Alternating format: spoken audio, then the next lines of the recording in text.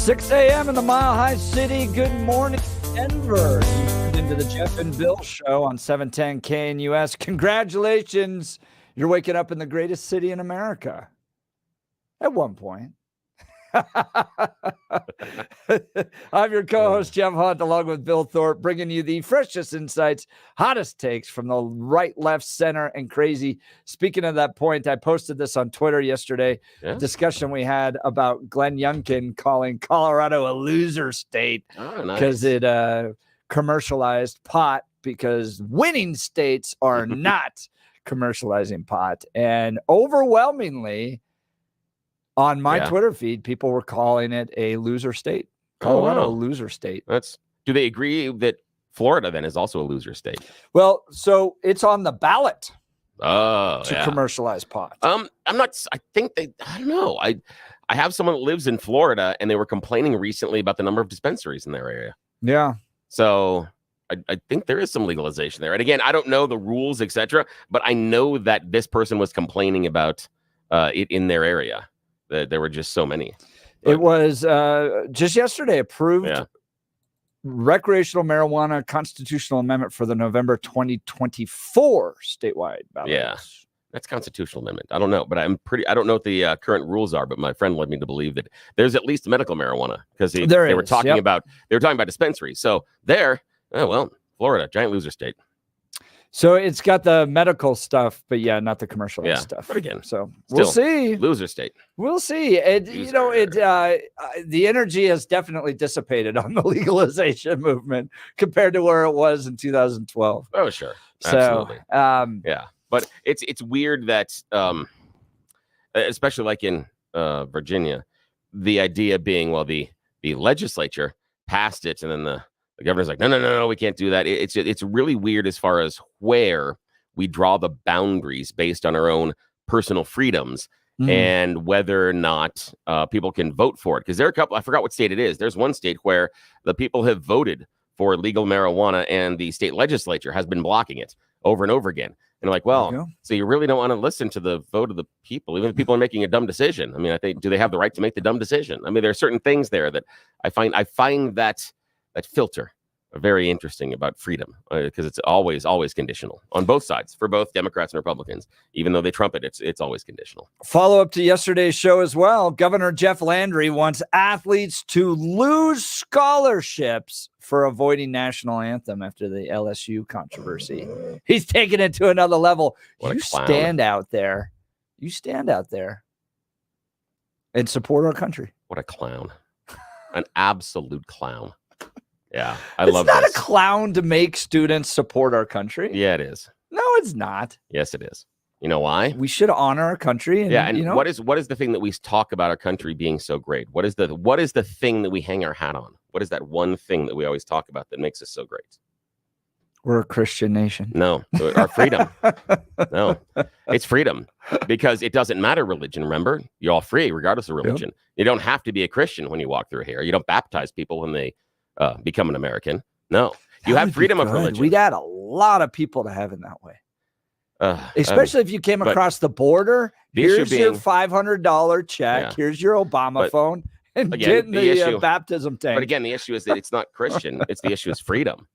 And I love the fact that the individuals that trumpet freedom and are the ones that stand up most and proudly proclaim that we have to sing the national anthem because it reinforces our freedom.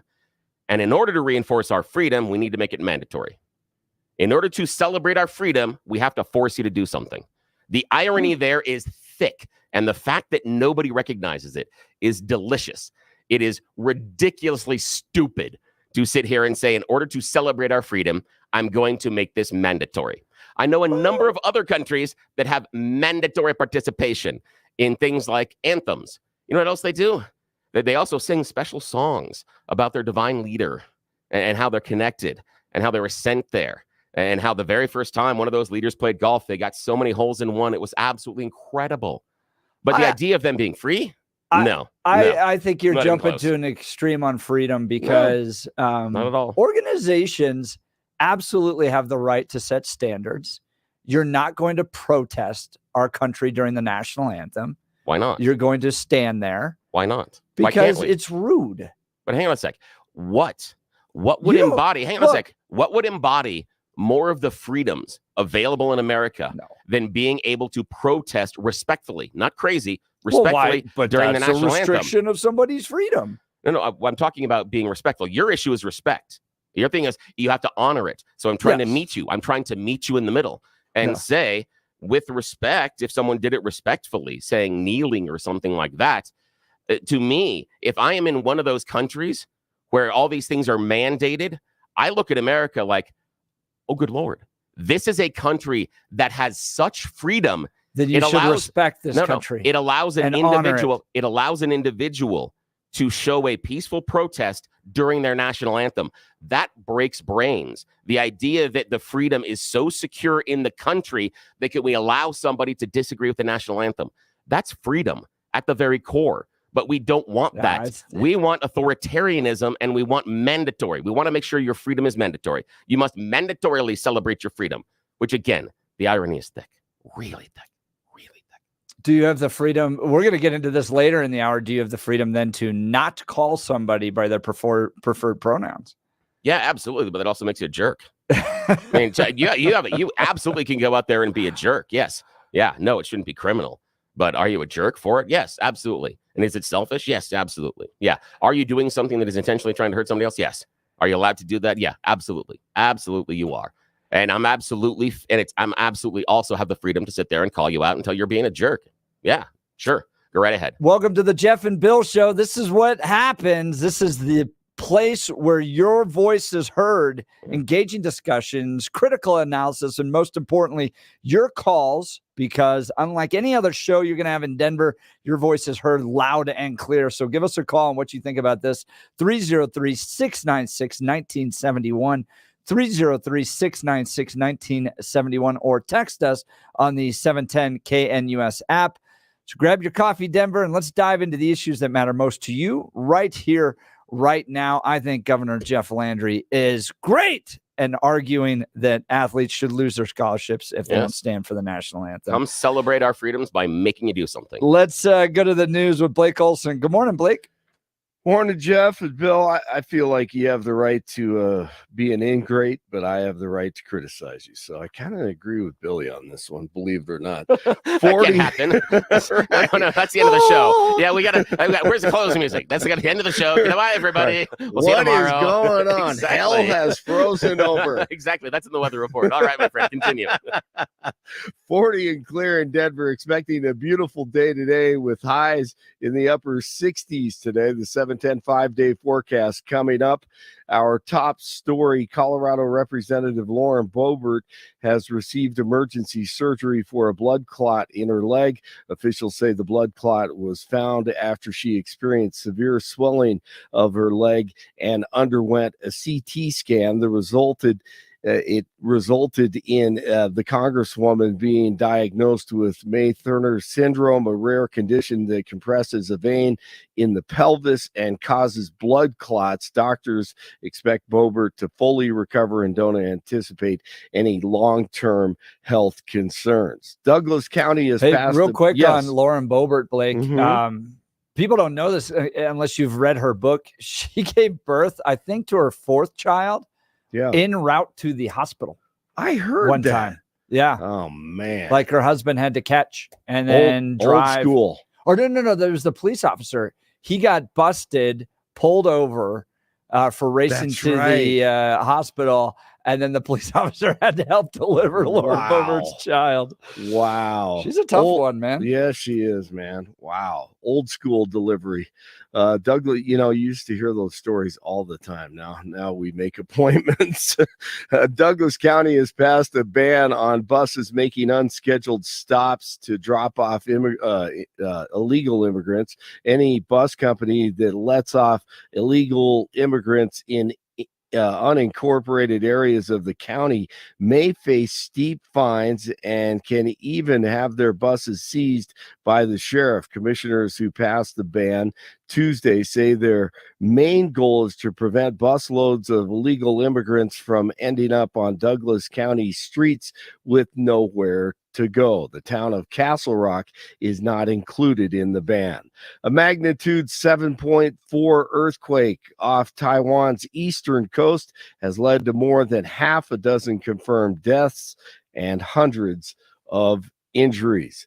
A federal appeals court hears arguments today over the controversial Texas immigration law. The law would give the state the power to arrest people suspected of crossing the border illegally.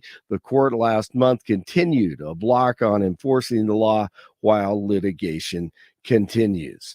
And former President Trump on the campaign trail last night in Michigan and Wisconsin. And what the hell was Biden thinking when he declared Easter Sunday to be Trans Visibility Day?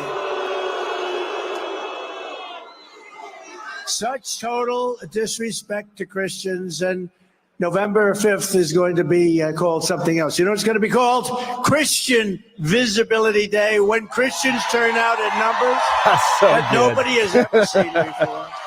That is so good. You know, I think the funniest part of that is he starts it out with saying, "What the hell?" Oh, it's classic, that man. is Trump. Pushback. I mean, Trump doesn't even need a teleprompter, right? He just goes up and kind of connects with people. But I mean, look, Joe Biden's State of the Union, you know, making the argument that women are going to be heard this election. And Donald Trump saying it's going to be Christians that are going to be heard this election. So absolutely. You got to push back, set the tone. That's what he's doing. 35 in Golden, 38 in Aurora, 41 in Denver. News brought to you by Lair Fireplace and Patio, Denver's premier source for everything fireplace, patio, and grills. Locally owned and operated since 1954. Online at lairfireplacepatio.com. Not as good in the left corner. Jokic in the lane. Good! Nuggets over the Spurs last night, 110-105. Jokic 42, 16, and 6. That's drilled, well struck right center field. That one on its way and gone! Garrett Cooper, 3-run homer into the bleachers. And the Cubs over the Rockies, 12-2 opening day at Coors Field for the Rocks Friday at 2:12. The Avalanche at Minnesota tomorrow, and next week on Thursday, it's the Frozen Four again for the University of Denver. Jeff and Bill on Hump Day, they continue. It's Wednesday. Blake Olson, News Talk 710 KNUS.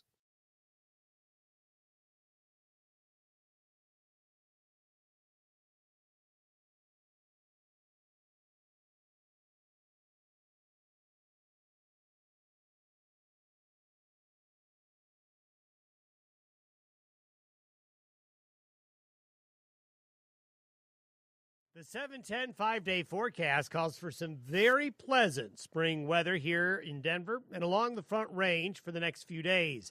Warming to the upper 50s and sunny today. Breezy north winds, clear tonight, low to mid 30s. Mostly sunny Wednesday, good looking day. Mid to upper 60s, upper 30s Wednesday night. Highs will be low 70s Thursday, low 70s Friday. And we're looking at temperatures starting Saturday mild, but Saturday night and Sunday sharply colder with showers.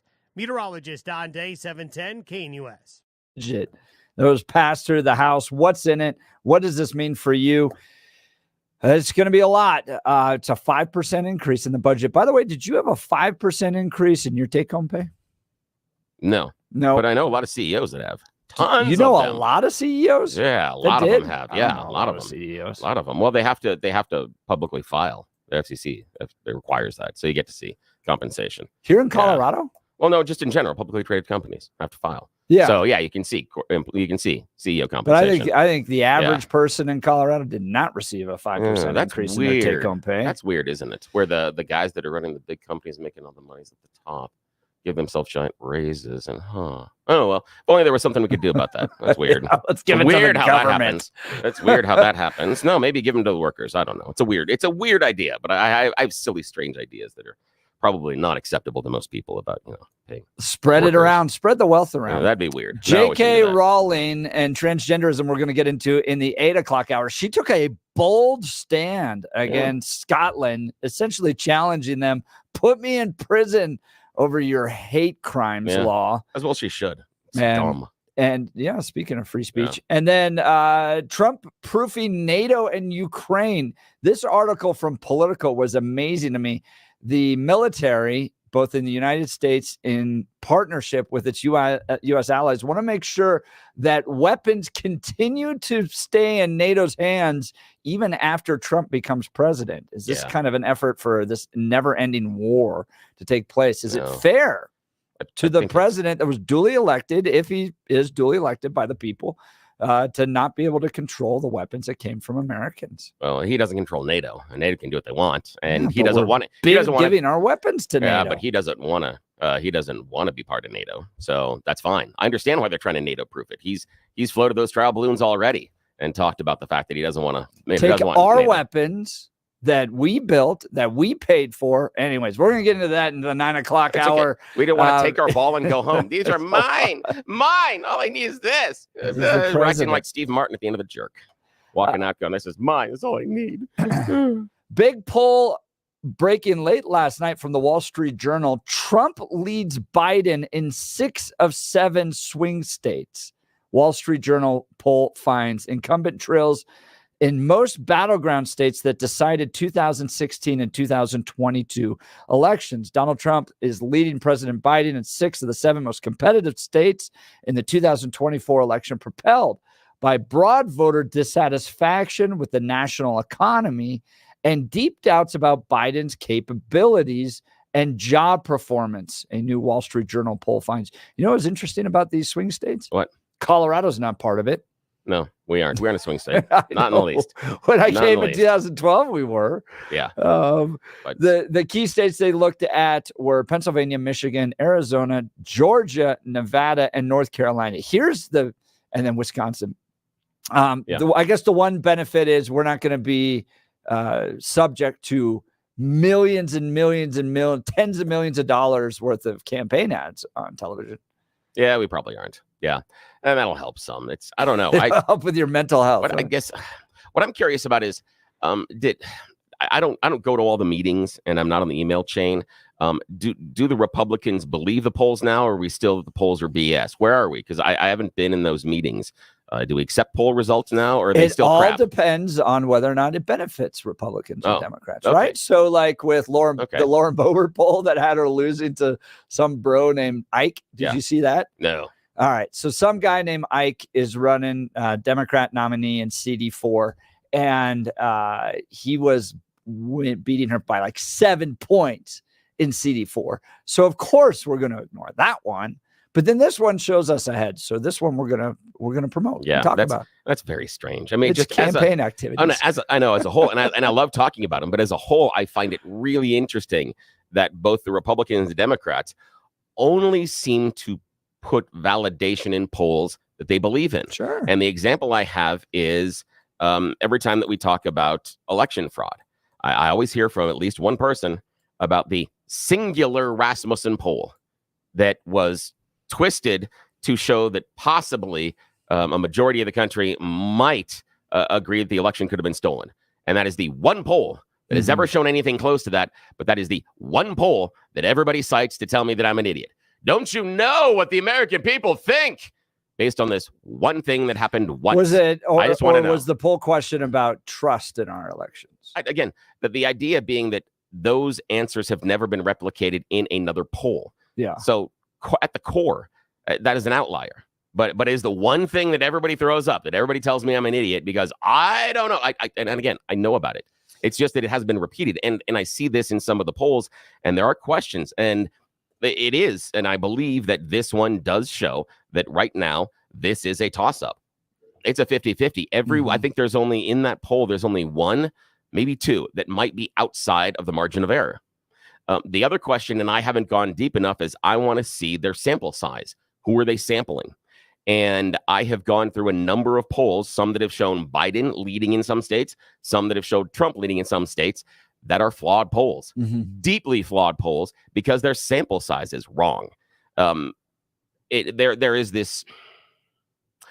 this belief that in order to get the right poll, you have to get 50% Republicans, 50% Democrats. No. And that's not correct. But everybody looks at those numbers and goes, well, they didn't sample enough of these people or enough of these people because it wasn't even. And that's not it.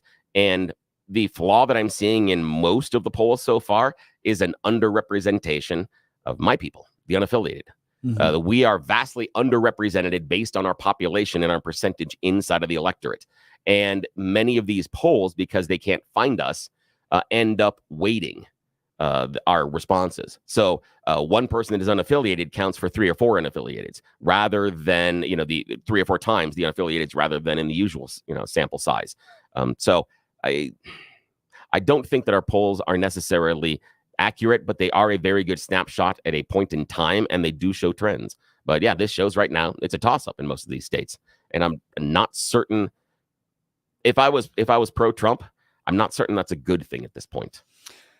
I'm not sure it's a good thing for Biden. You think after all of the trial stuff that's taken place, all the indictments, the trial that's about to start in New York next week, all that stuff, aren't you a little shocked that this isn't as pro-Biden as it should be with a guy that's under trial? Yeah, I am surprised. That strategy kind of failed for the Democrats? In some ways, but here's the idea: is the thing is that you've come to an assumption in that statement that this is a strategy by the Democrats. 100% a strategy. And I don't see. I know, but you do that because because of your position and where you're sitting on there.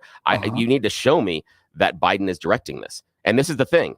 Remember, this is the guy that just a few minutes ago we were talking about being an idiot and doesn't know what he's doing, and that. So this is the problem with this narrative, that Biden is this stumbling fool that is also this puppet master that controls the Department of Justice. I don't know if anybody said it was just Biden. And surreptitiously, no, remember, it's the Biden Justice Department, Biden DOJ, Biden's doing this. Donald Trump always stands up and says that it's Biden going after his political opponent. They put it on Biden all the time. So either Biden is this phenomenal puppet master that is able to manipulate not only the DOJ, but also state prosecutors, and he can put all this plan in place, or the lights aren't on and he stumbles around the stage. Earlier this morning, Hugh Hewitt was talking about Biden. If there was in a debate, he would wander around the stage like a Roomba.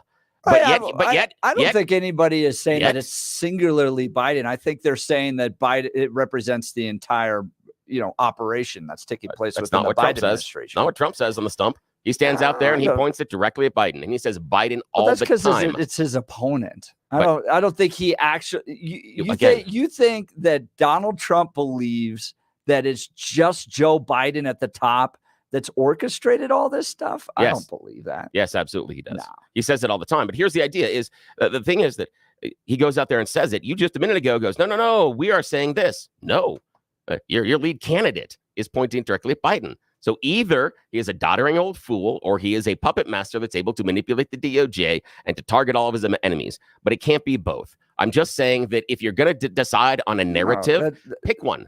I just think the Republicans need to pick a narrative for Joe Biden. Pick one. That seems like a distraction. The question was, is it singularly Joe Biden, or is there a group of people around Joe Biden that are pushing this?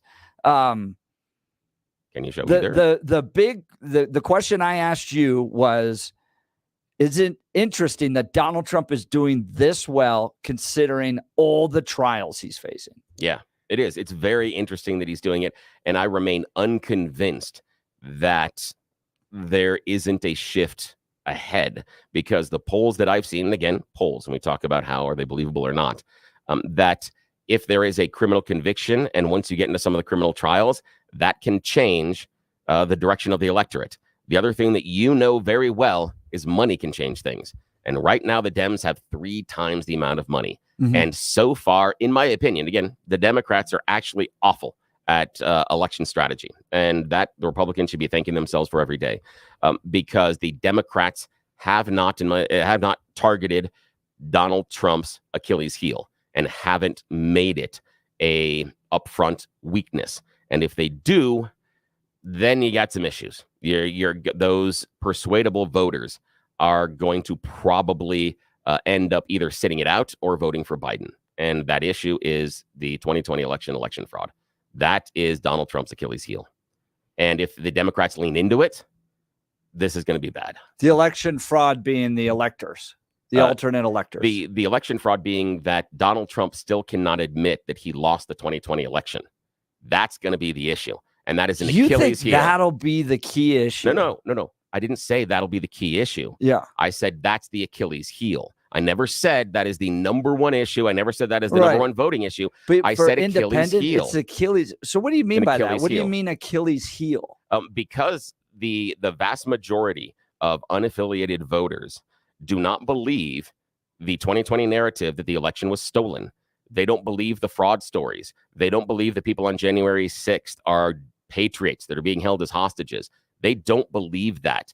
And that is what Donald Trump traffics in. And if you remind the persuadable voters that is what he believes, they are probably not going to vote for him. Again, not the number one issue, not the top of mind issue, but it is the Achilles heel. And that's why it's called the Achilles heel, because it's the small, tiny thing on the back of the foot. It's not the big, giant thing in the front where you shoot the chest or the head. It's the Achilles heel. It's the small weakness that you can take advantage of. And that's the weakness that the Democrats need to take advantage of. That's a persuadable issue. That's interesting to hear how that's changed, because I think the strategy among Democrats was to saddle Donald Trump with so much legal challenges. One, he had to spend his money over there. He couldn't go out and actually spend the money on a campaign. He had to spend it on legal issues.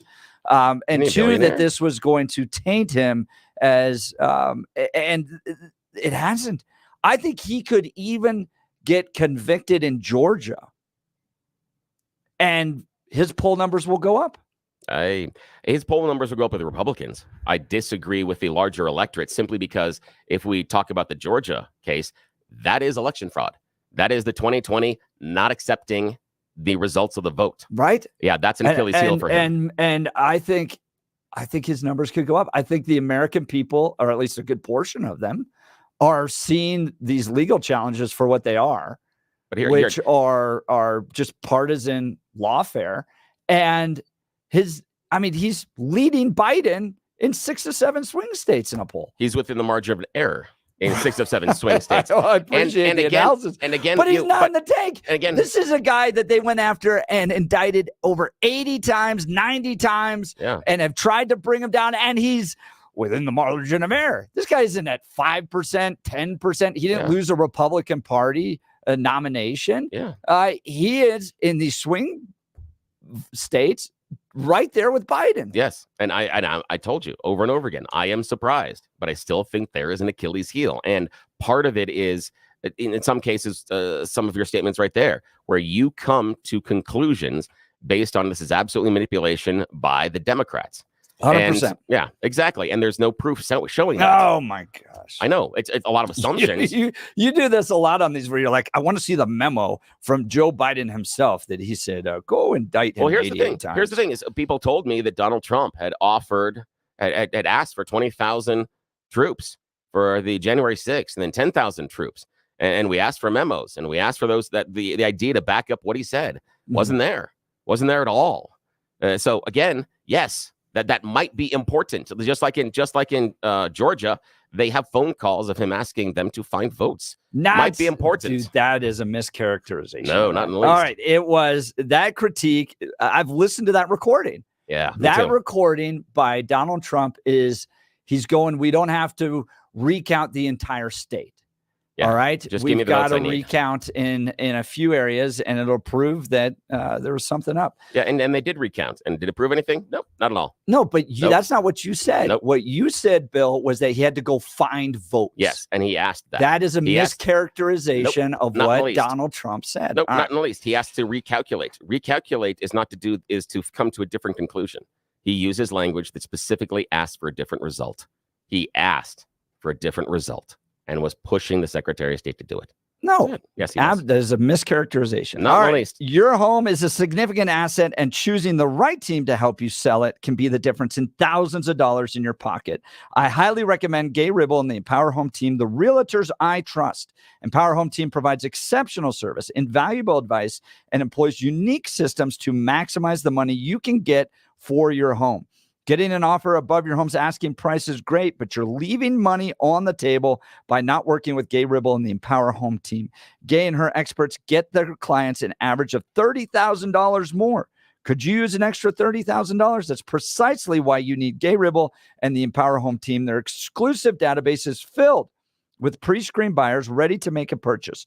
Take the stress and hassle out of selling your home while getting the best price. Here's an unbeatable offer. Gay Ribble and the Empower Home team will sell your house for 100% of the asking price, or Gay will pay you the difference. It's an offer you simply cannot refuse. Get 100% of your asking price guaranteed with Gay Ribble and the Empower Home team. Reach out to my friends and realtors, Gay Ribble and the Empower Home team today. We had Gay in the studio just a few weeks ago. She was absolutely wonderful. It's great to work with. Give her a call at 833-301-SOLD. That's 833-301-SOLD, or go to gayhasthebuyers.com. That's GAYE hasthebuyers.com. All right, we'll get to your calls and texts. You're listening to the Jeff and Bill Show. News Talk 710, KNUS.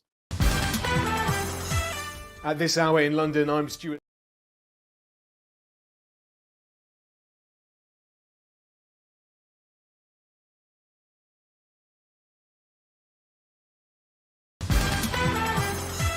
At this hour in London, I'm Stuart.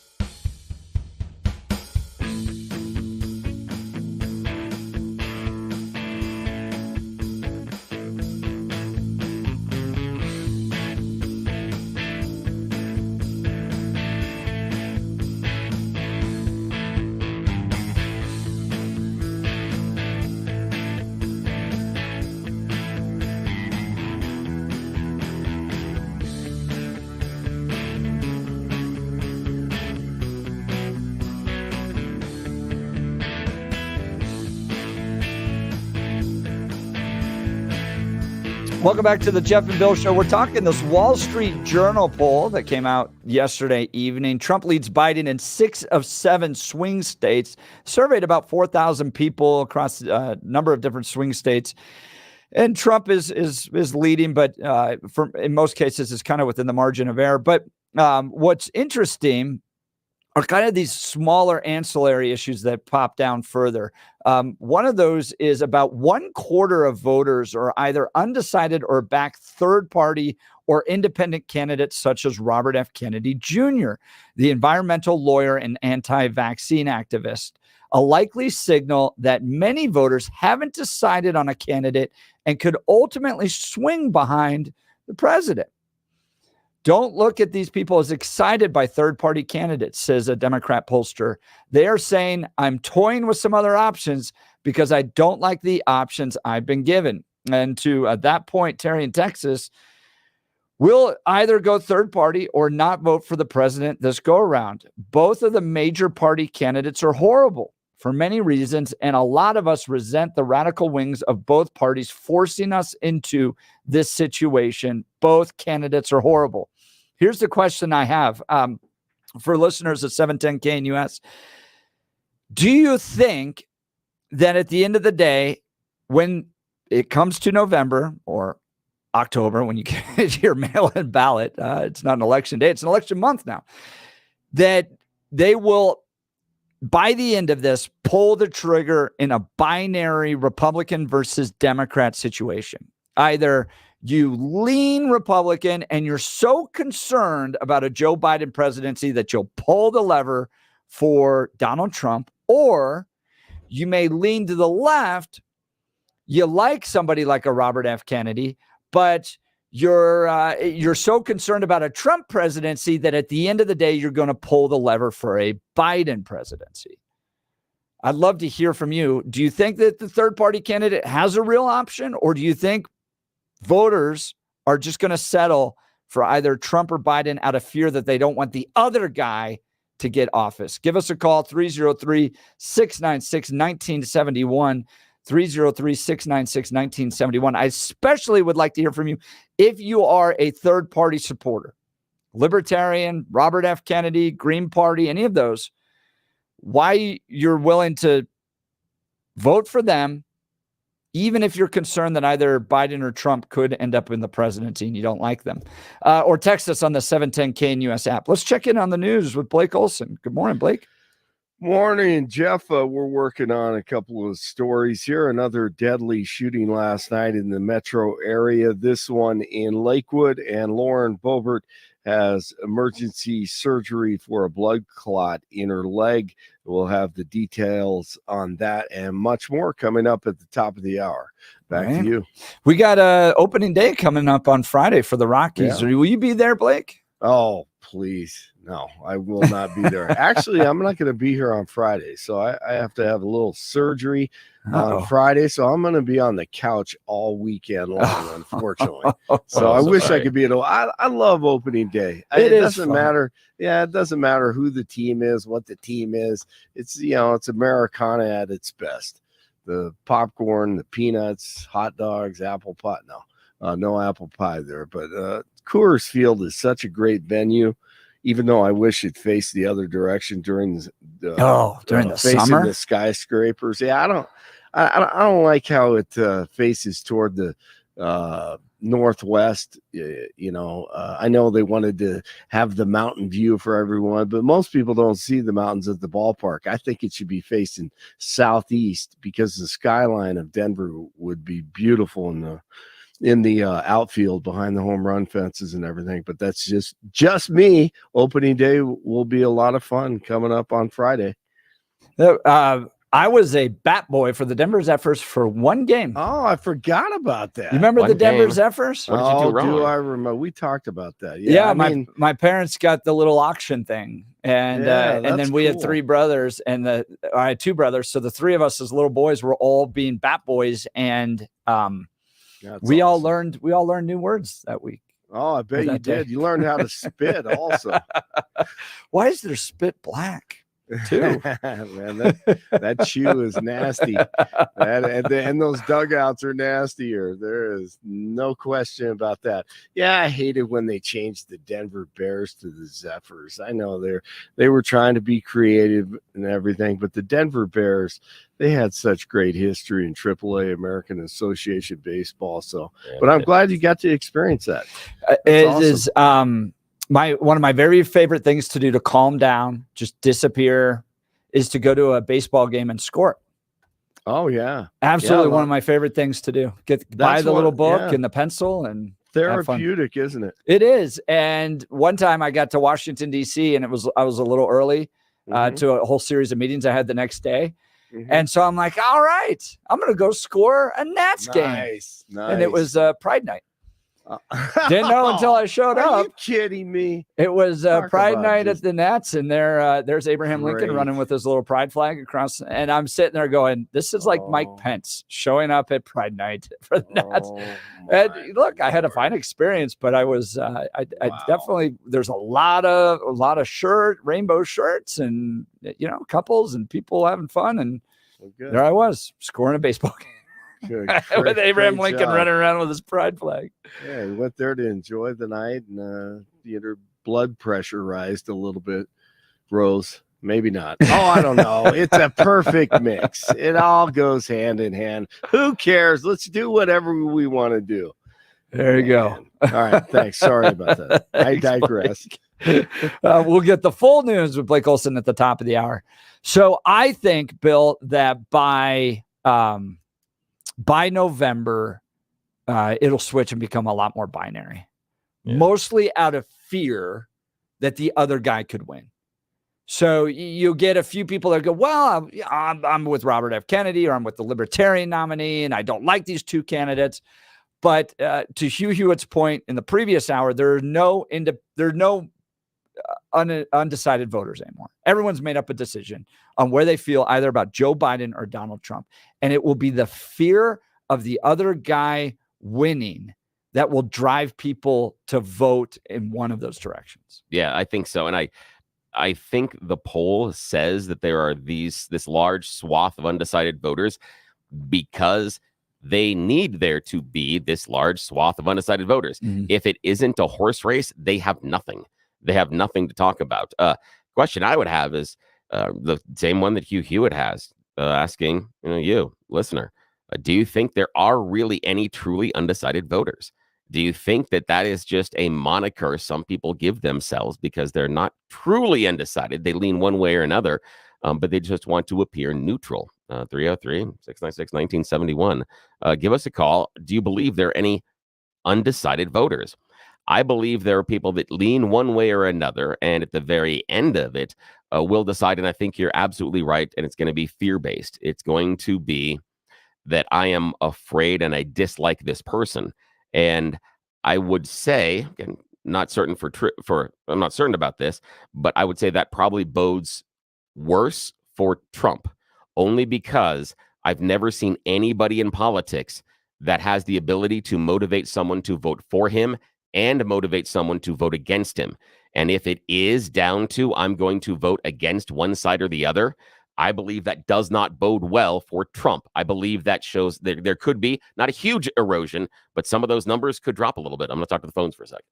Phones are starting to fill up. Imagine effortlessly gliding open your cabinets and drawers to reveal neatly arranged shelves that showcase your belongings.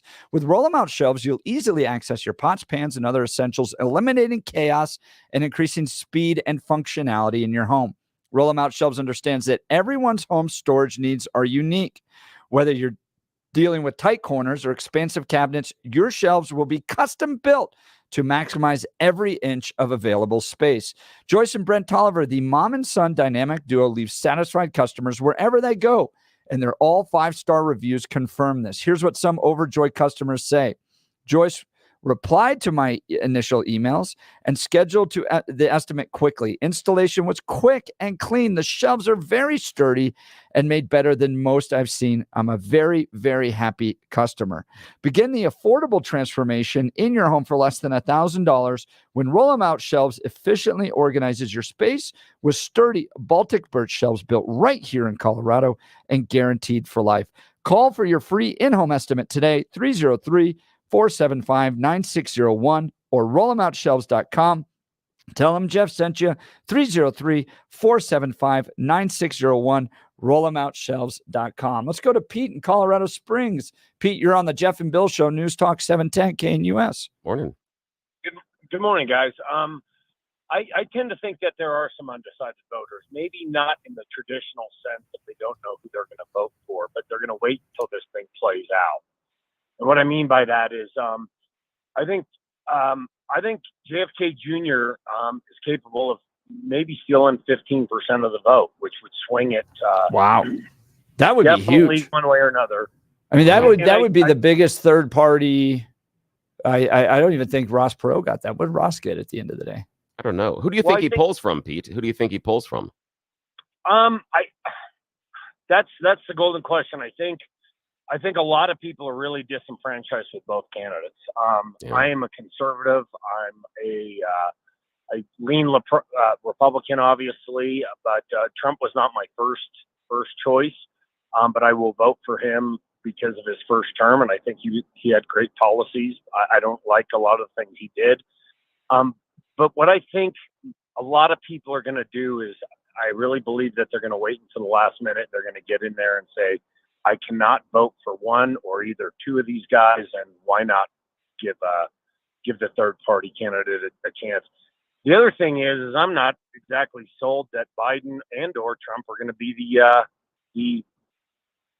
the candidates. I think a lot can happen between now and November, especially with Biden's health. I also think that the country is really circling the drain right now. I think a lot of people are going to look at their own financial situation, the condition of the world, the border. And I think if RFK does swing a lot of votes, I think it'll be from the Democratic side, which would help Trump.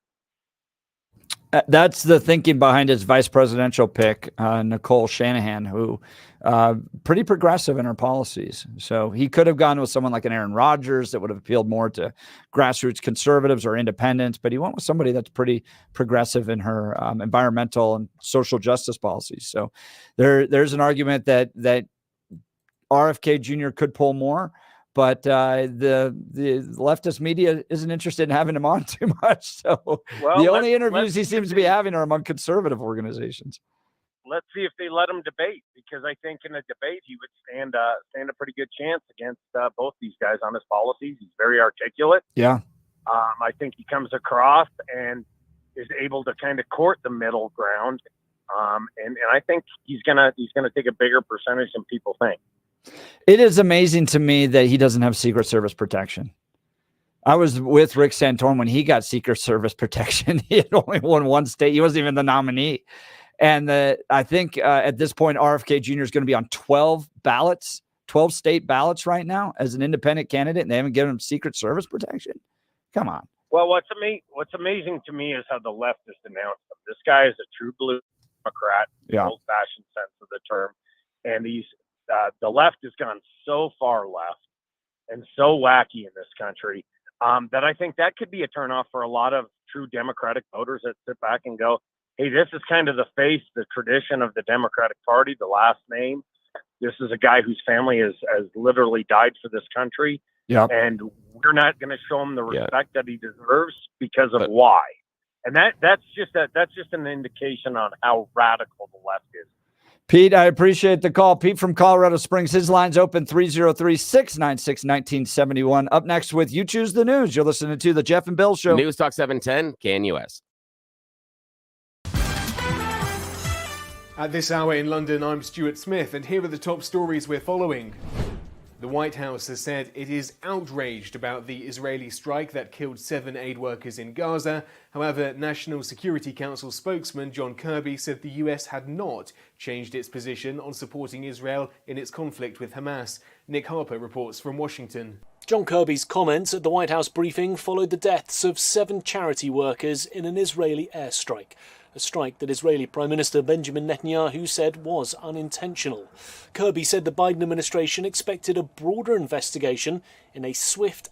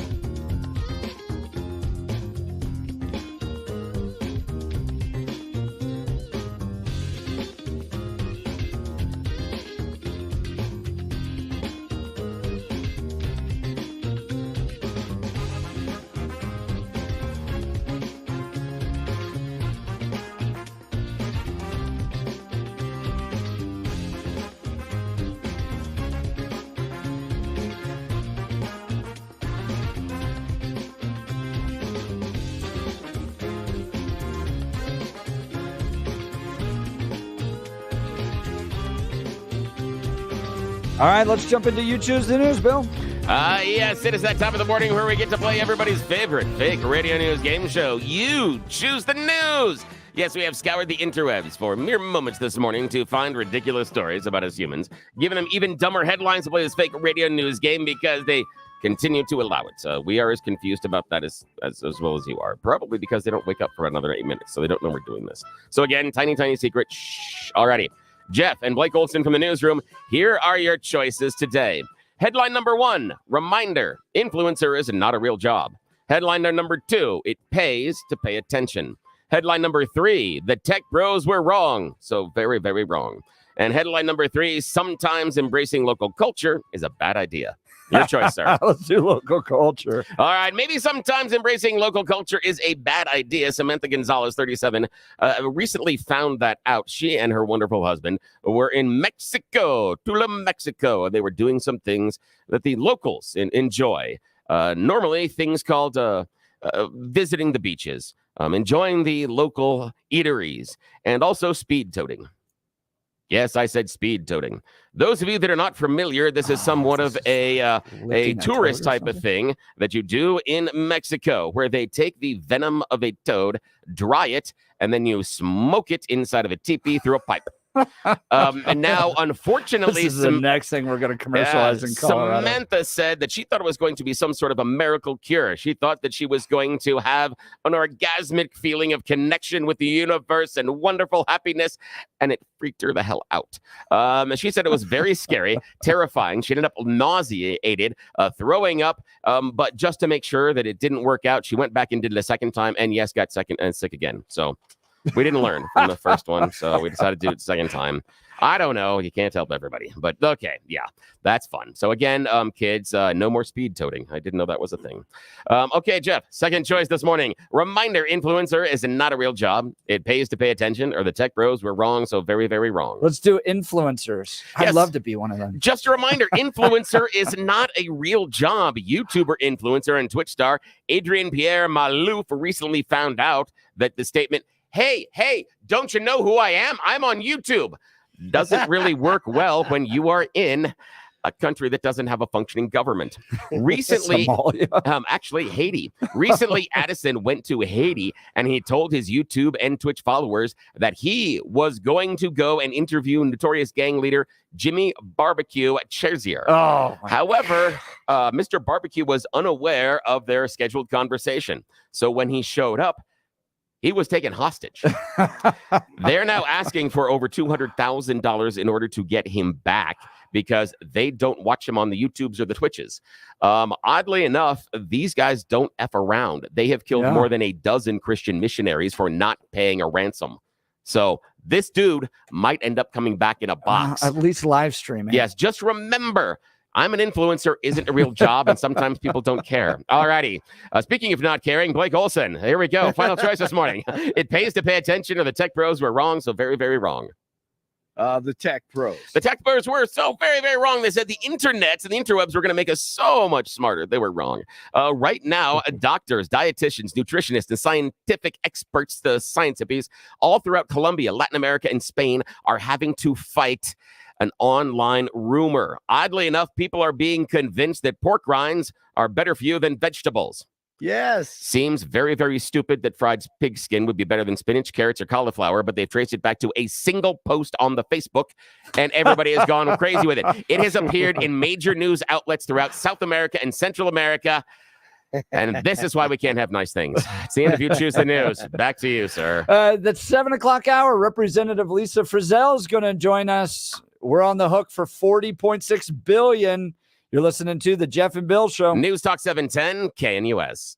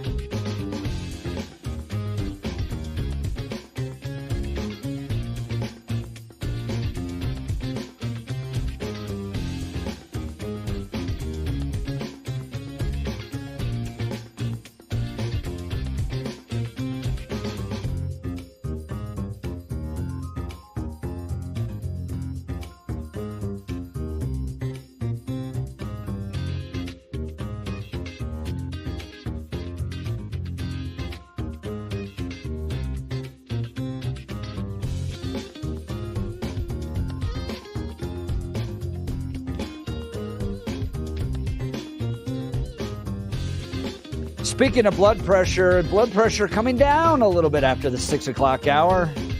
As long as Bill and I don't have to get into Donald Trump's trials, I feel like we can have a good conversation. Yeah, and again, I have to be more focused. I gotta apologize. I went way too far afield. I needed to be more focused on when we were on that discussion, and that was not fair to you, not fair to the listener. And I will be better in the future. I will be more focused. It's gonna be our lives between now and November. It will be, but I have to be more disciplined. I'm not happy with that. We will be better. And it's a new hour, so brand new start. Two guys that aren't lawyers trying to litigate Trump's trial. Ridiculous. We have no idea what we're talking about, clue. just in case you're wondering. Yeah, we're the guys that are yelling at each other in the parking lot sometimes. And you're like, what is wrong with them? And why is one of them only have one shoe? I read one of the legal briefs. I can talk about everything. Yeah, and then it'd be I'll show you briefs. Oh, good morning, Denver. You've tuned into what is ever the Jeff and Bill show on 710 KNUS. I'm your co-host, Jeff Hunt, along with Bill Thorpe, bringing you the freshest insights, hottest takes from the right, left, center, and crazy. Another beautiful day in the greatest city in America, and we're gearing up for a whole nother hour of engaging discussions, critical analysis, most importantly, your calls and texts, because this is where Denver's voice is heard loud and clear. So grab your coffee, Denver. Let's dive into the issues that matter most to you right here, right now. Just the other day, the state legislature passed a little spending bill down there for you. Really? $40.6 billion budget. Wow, what do I get? With only one Republican voting along with what do I get? I mean, where's my stuff? The question is, what aren't you going to get in this bill? That's a better question. I like that. Good job. That's excellent. Lawmakers in both parties, this is from our friends at Colorado Politics, Marianne Goodland. Lawmakers in both parties noted the budget reflects values and priorities, although not always the same ones. Republicans decried the proposed budget, effectively accusing lawmakers of pushing and increasing spending without regard for taxpayers. Well, Democrats insisted they have been prudent. House Republicans tried to soften the blow of their no votes, acknowledging the hard work of the Joint Budget Committee, which began looking at the numbers for the upcoming budget year last November 1st, when Governor Jared Polis presented his budget request. That's how long it took to build this. You could pay me enough, but it is like a form of purgatory to have to put together a budget like that from November 1st till now. Members of both sides of the aisle put their own imprint on the state budget, adopting a dozen amendments that added just over $12 million in general funds to a variety of state agencies. That's weird. The largest was a $6.1 million appropriation to the Department of Human Services for senior services. Well, is it just me, or is it weird that when they do those additions, 90% of the time it's never about giving us more of our monies back? It's always about spending more of the stuff. Universally, it's just really weird. I mean, of all the times where people are like, we need to be fiscally responsible, we need to make sure. Oh, except for my thing, and it's both sides. I'm like, hang on here, guys. Wait a second. And it's weird that all the little amendments. Okay, I get them and I understand some are valid and some are complete crap. But it's strange that not a single one of them is like, here's a way I'm going to spend you money. I mean, they can do that in a larger budget. But those little add-ons are never about, hey, I'm going to give back this $3 million. No, nothing. There's not a single person in the legislature that has stood up and said that Jeff and Bill need at least $1,000 extra each. Just, maybe a week, maybe a month, and just extra money. I mean, why not? Couldn't they do that? Representative, can we have our own day, Jeff and Bill Day? Yes, that's right. And appropriations, a proper appropriations back to us from the state. Because haven't we delivered a lot for the state? We have. And the state owes us. Yes. What have you done for me? People are texting in, really? The greatest city in America, Jeff? Yes. And the state should pay me for that. Yes, they should. Yes, absolutely, my friend. Yes. We need royalties. That is the problem here.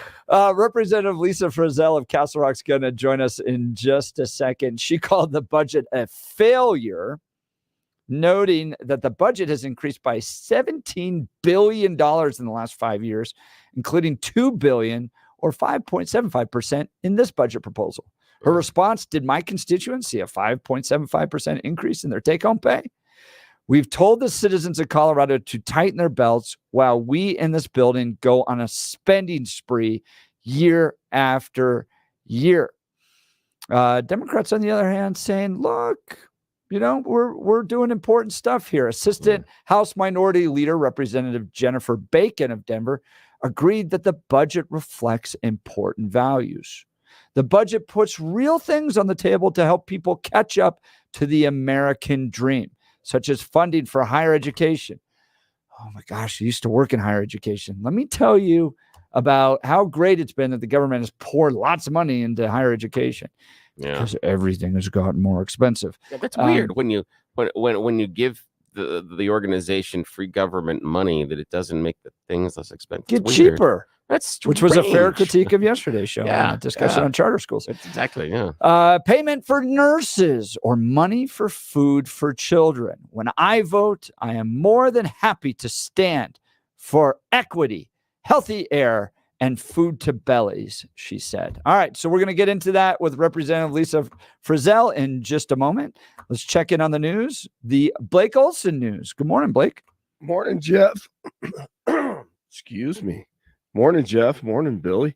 40 in Denver, sunshine rising and expecting highs in the upper 60s. The 7-10 5-day forecast coming up. Our top story, one person is dead and another person is wounded following a shooting in Lakewood. Police say it happened Tuesday night at a fourplex along Kipling, where one person was pronounced dead and another found injured and taken to the hospital. Investigators say the suspect left the scene, headed northbound on Kipling, and no suspect or vehicle information has been released. Colorado Representative Lauren Boebert has received emergency surgery for a blood clot in her leg. Officials say the blood clot was found after she experienced severe swelling of her leg and underwent a CT scan. This result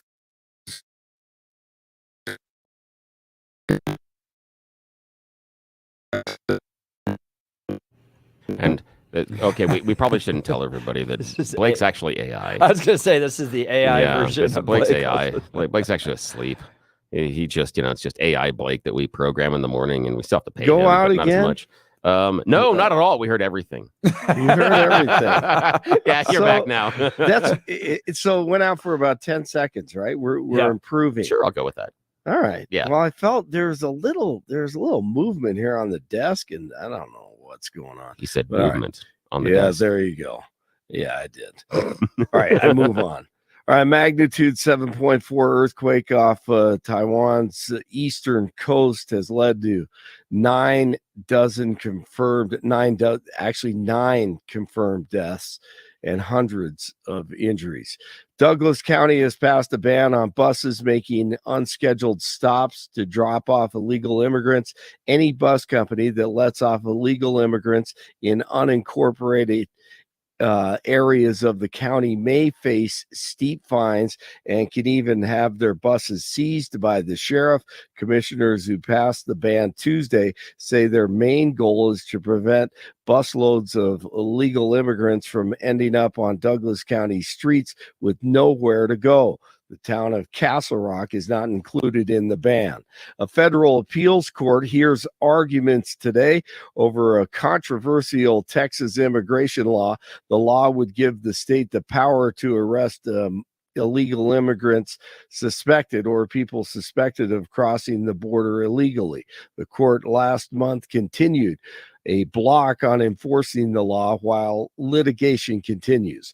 Former President Trump on the campaign trail last night. On day one, I will seal the border and we'll begin the largest domestic deportation operation in the history of our country. And if other countries say they won't take them back, we're not going to take them back.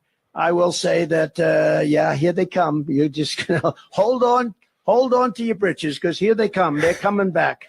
Hold on to your britches. It's 36 in Boulder, 35 in Castle Rock, 40 in Denver. Not as good in the left corner. Jokic in the lane. Good! Nuggets over the Spurs last night, 110-105. Jokic with 42, 16 and 6. That That's drilled, well struck, right center field. That one on its way, and gone! Garrett Cooper, 3-run homer into the bleachers. Cubs over the Rockies 12-2 opening day at Coors Field Friday at 2:12. Maybe the Rockies can turn it around. Avalanche at Minnesota tomorrow night, and Jeff and Bill on Hump Day. They continue right now. Blake Olson, News Talk 710 KNUS. The 710 5-day forecast calls for some very pleasant spring weather here in Denver and along the Front Range for the next few days. Warming to the upper 50s and sunny today. Breezy north winds, clear tonight, low to mid-30s. Mostly sunny Wednesday, good-looking day. Mid to upper 60s, upper 30s Wednesday night. Highs will be low 70s Thursday, low 70s Friday, and we're looking at temperatures starting Saturday mild, but Saturday night and Sunday sharply colder with showers. Meteorologist Don Day, 710 KNUS.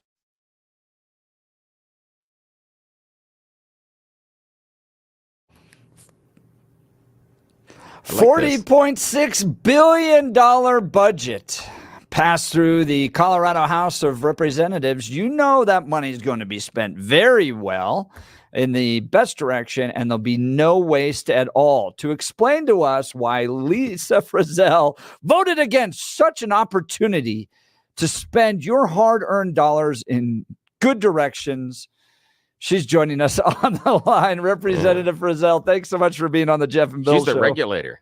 Get that scene? There. Good morning, Jeff. Good morning, Bill. Good morning.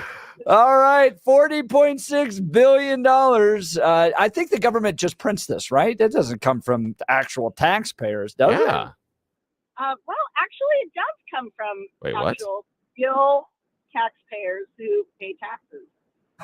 No, that can't be right. They wouldn't spend that much money. They wouldn't do that if they were taking all of our money. They're not that kind of people, are they? No. Well, it's a really interesting issue because that is run by a group of people whose priorities are really, in my opinion, out of sync with the vast majority of Coloradans. Let's talk about that in particular. Where are they spending this money, and why would you not support it? So we have money that is being spent on Green New Deal tax credits. I think that if you watched the news last night, you had a lot of news reports talking about all the tax credits or the rebates for electric bicycles. But we have the same credits going for cars, electric cars, and other means of electrifying the state of Colorado. The thing about that particular bill that was passed last year, that was super frustrating to me is this is actually going to people who are wealthy enough to buy an electric vehicle, right?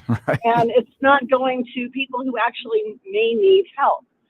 One bill that we just recently saw on Monday was the bill to create an excise tax of 11% that got whittled down to 9% on firearm purchases and ammo purchases in the state of Colorado. And guess where that money is going to go? It's to go to victims' assistance because they don't have any money for victims' assistance programs in Colorado. So they need to charge you almost 10% more when you buy a gun or ammunition so that they can fund victims assistance programs, but yet you're giving away tens of millions of dollars in these tax credits, these electric vehicle tax credits. That makes no sense. It seems like to me a good use of money for victims assistance from gun violence would be to buy victims guns. Could the government do that? I believe that they are completely unwilling to do that, actually, Jeff. But good idea. Or another option to fund victims assistance programs would be to actually impose the fines and fees that people who perpetrate these crimes are faced with. But the reality is judges waive those all the time, every day. Wow. And that's one of the reasons why those programs are so underfunded.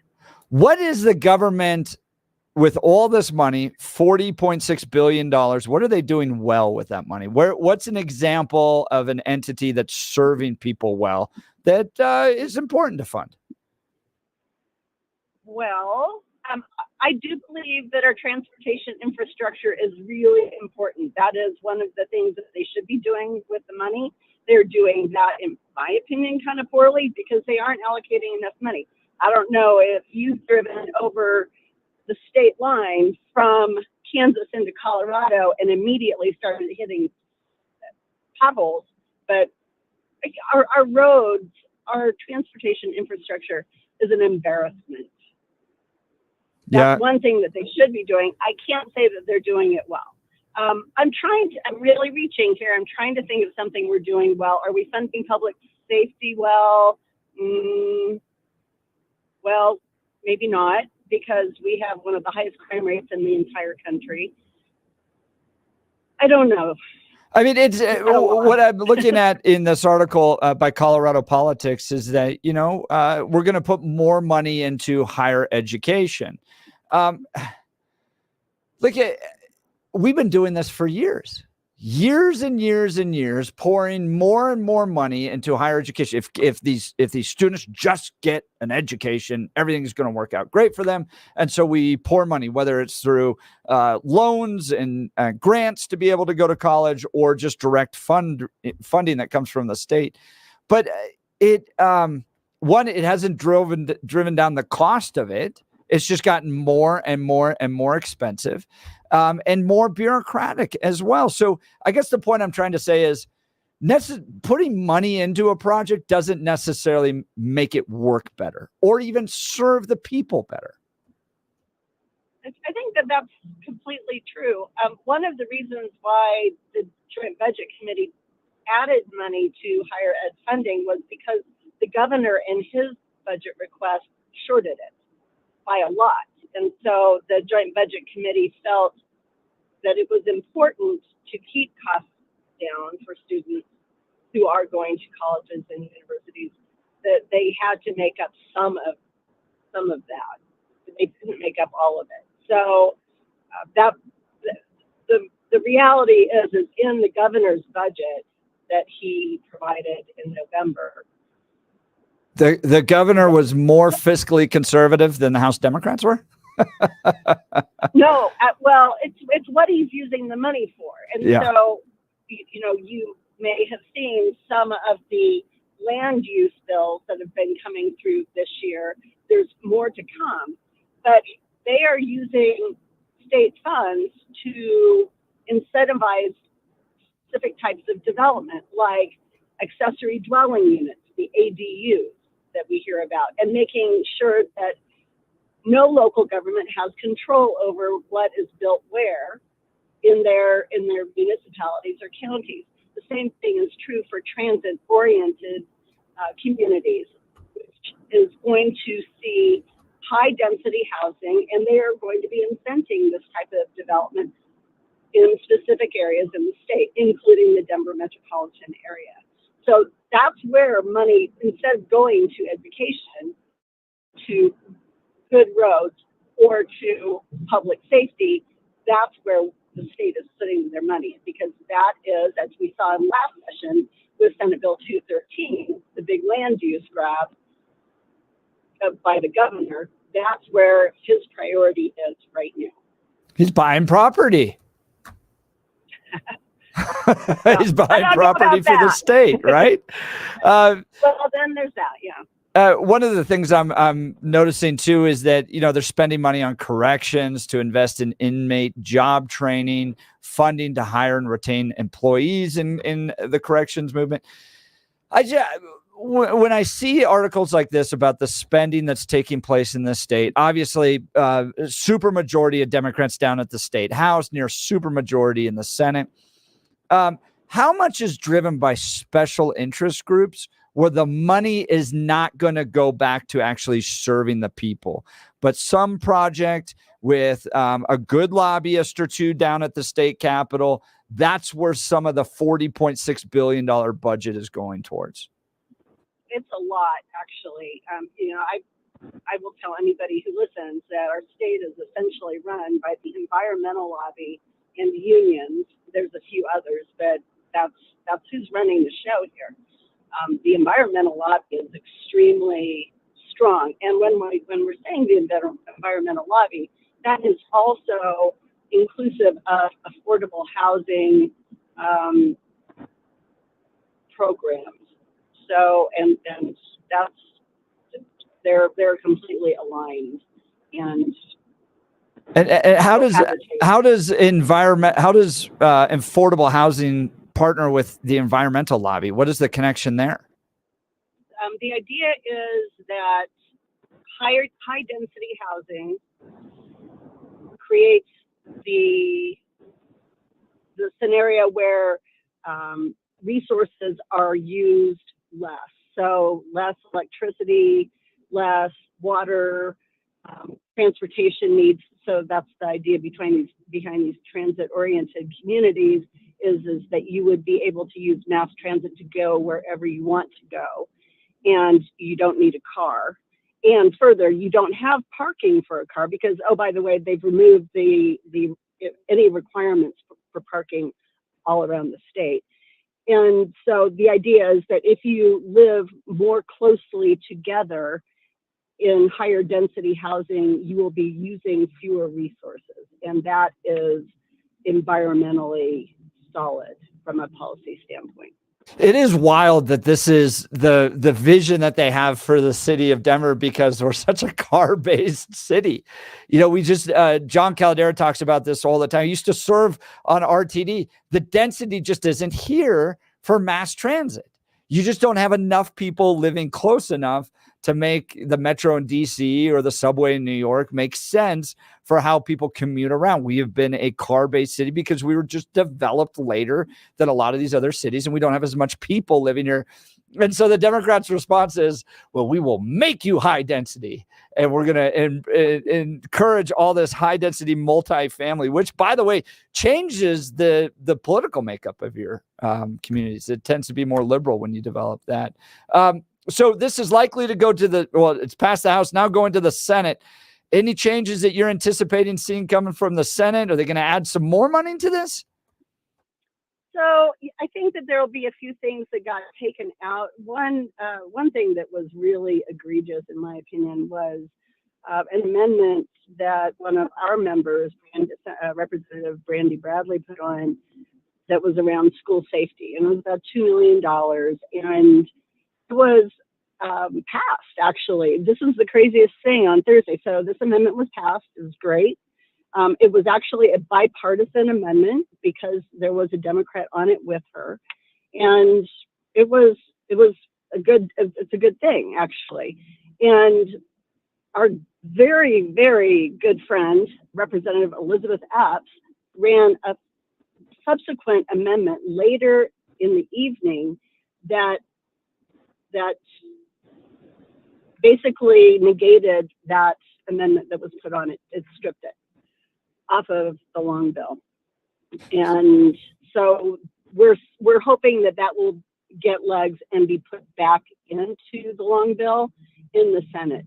But for whatever reason, Elizabeth Epps was able to strip that amendment for school safety out of the long bill. And I have no words.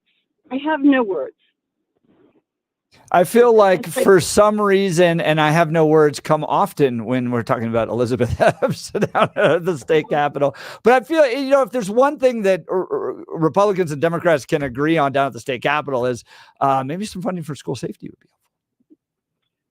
I think that's a really good use of taxpayer dollars, actually, because I don't think that our kids should be going to school in fear of their lives. There's so many things that we can do, but yet this legislature, at least the Democrat side of it, is really intent on making things easier for criminals, harder for victims, and making the state less safe.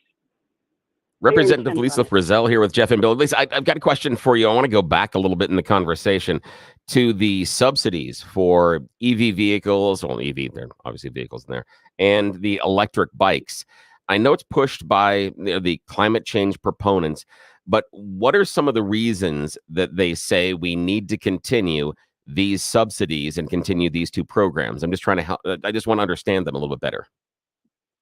But what we see a lot, especially over the last several years, is this is the Democrats' way of getting to your Tabor refund is tax credits, because they come directly out of the Tabor surplus, and so we see them more and more and more. So these particular electronic vehicle subsidies are intended to incentivize behavior, which is to purchase e-bikes and electric vehicles.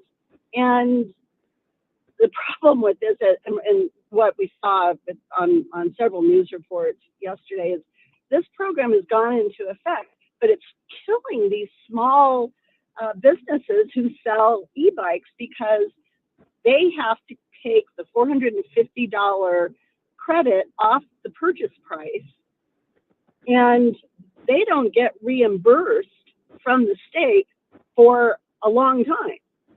So they're essentially eating this rebate on behalf of the state for a while. And that's really hard for them from a business standpoint. Yeah, that's absolutely awful. And I feel the pain of the small businesses, and I appreciate the insight about the fact that they're trying to carve off some of the Tabor money. And I believe that you're absolutely 110% right about that, because we've seen the Democrats look again and again and again to try to claw back the Tabor refunds. And the biggest problem I have, in many ways, I agree with these type of behavioral linked subsidies can be effective at times, but I disagree with these in particular, because the claim is that the market is too expensive and we have to subsidize the purchase of an EV or the purchase of an e-bike because the market is too expensive. My opinion is let the market take care of itself. That we are seeing right now with EVs, a lot of manufacturers are pulling back on them.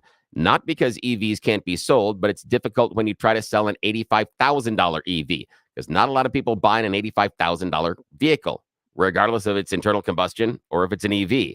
So they missed the market. And the frustration that I have with this is, if we really want EVs and electric bikes to be largely adopted, then let the market function as it should.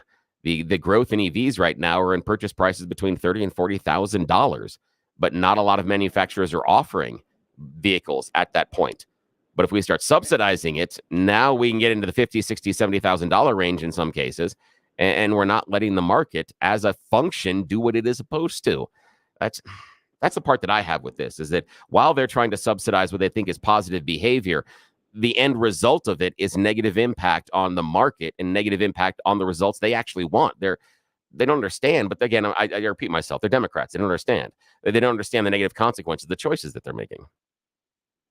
I completely agree. It's something that we see every day, and the unintended consequences of legislation, could pave a road, I guess, right? Yeah, and let's talk a little bit about the school safety issue. What are the reasons? Have we heard anything enumerated from EPS about why she would want to pull some of the funding for school safety? What's the reason for it? How come? Where's that money going? What is the better priority that she has for it? I believe that she is very much, she terms herself an abolitionist, which means she wants to abolish law enforcement and the criminal justice system, and Republicans. So. Yeah. And Jews. Yeah, and there's a long list. We could keep going for an hour. There's so many things, but so she really looks at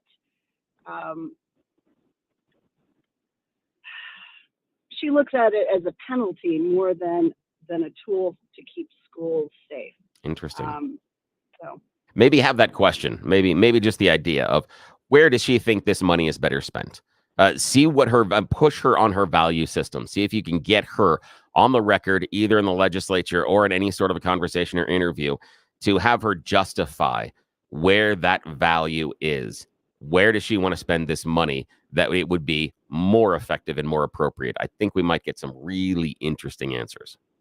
I'm sure we would, but it would. I promise you, it would be all around the rehabilitation of people who are breaking the law, and or it could also be, you could throw this out, because one of the bills that we're going to be hearing this week is her harm reduction, quote unquote harm reduction, which is safe injection sites. Guess what? Oh, Back boy. again this year, folks.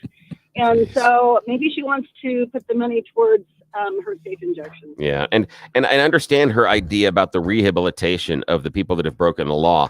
But I would just ask that maybe sometimes it helps to spend the money preventing the people when they are doing the law breaking. That seems to be a positive, that if we can prevent them from doing the criminal stuff based on safety and security, maybe it's an idea. Maybe we don't have to function so much on the rehabilitation if they're not allowed to do the crimey stuff in the first place. But again, I shouldn't be in charge. What exists in her head is this idea that the reason there's crime that's happening is because people are just trying to steal a loaf of bread to feed themselves. Yeah, and sometimes they're trying to steal 50-inch TVs. Yeah. And sometimes, as Professor Phil tells us, we're just stealing cars to sleep in them, because we have to understand their pain.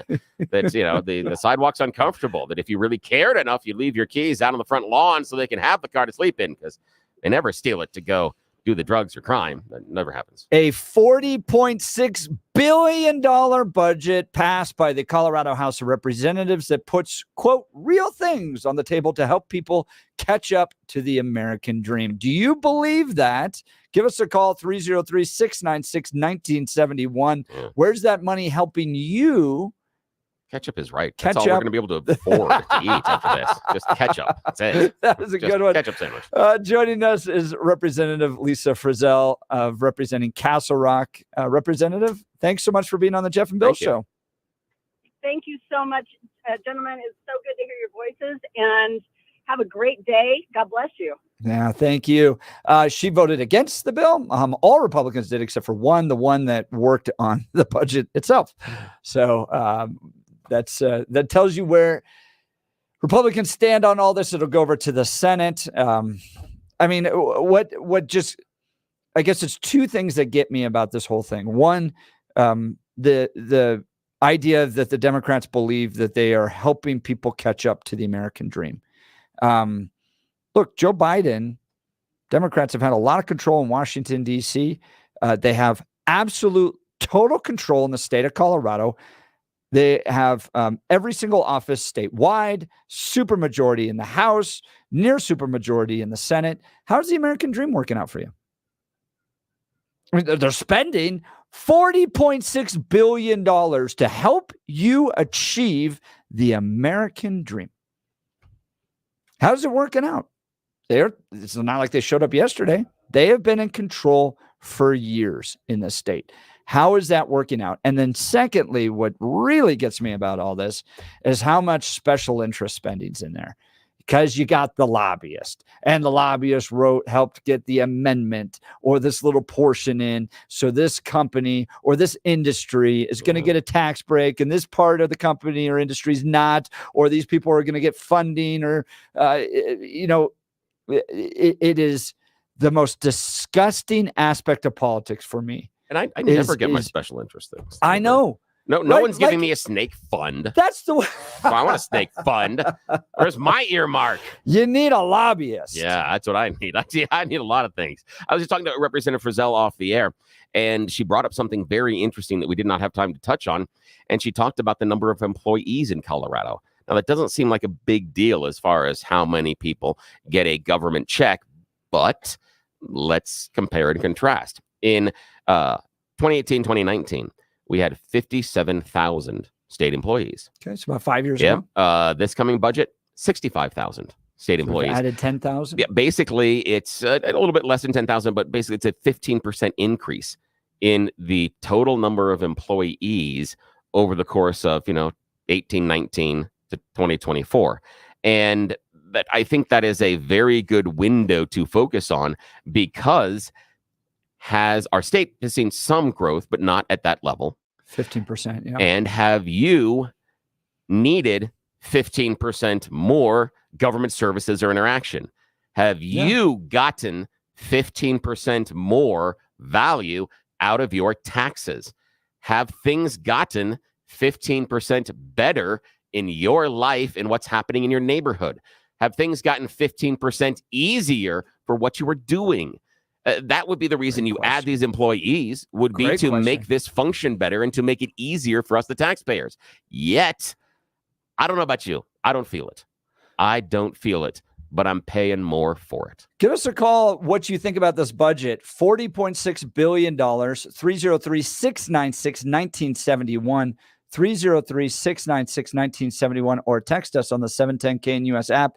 Has your life gotten better at a rate, at least employees of the state, at a 15% rate increase? Bill, help remind me, what's the name of the economic system where we all work for the state? I think that's called socialism. I think that's the. I think that's a generous term. Yeah, that is a generous term. That is, I'm trying to be nice about it, and I was trying to think of a clever Democrat name for it. Sound like the American dream. Yeah, it would be like the Democrats the happy super free society in the world, something like that. So there would be an acronym. There would be an acronym. At least you'll have an e-bike. Yes, right. Exactly. Is your student no ready? job, but an e-bike. Is your student ready to live out their faith and prepare for their future career? For over 100 years, Colorado Christian University has been educating the next generation of Christian leaders in a distinctly Christ-centered community. CCU is the premier interdenominational Christian university in the Rocky Mountain region. They offer a world-class education, ranking in the top 2% of all colleges nationwide for their rigorous academics. Students can choose from 100 plus undergraduate programs ranging from psychology, entrepreneurship, theology, and engineering to their nationally acclaimed nursing and education programs. CCU cultivates real faith that equips students in all areas of life. Their small campus and Christ-centered community set CCU apart. At CCU, students are known by name, not by a number. Professors are mentors, developing students spiritually and professionally.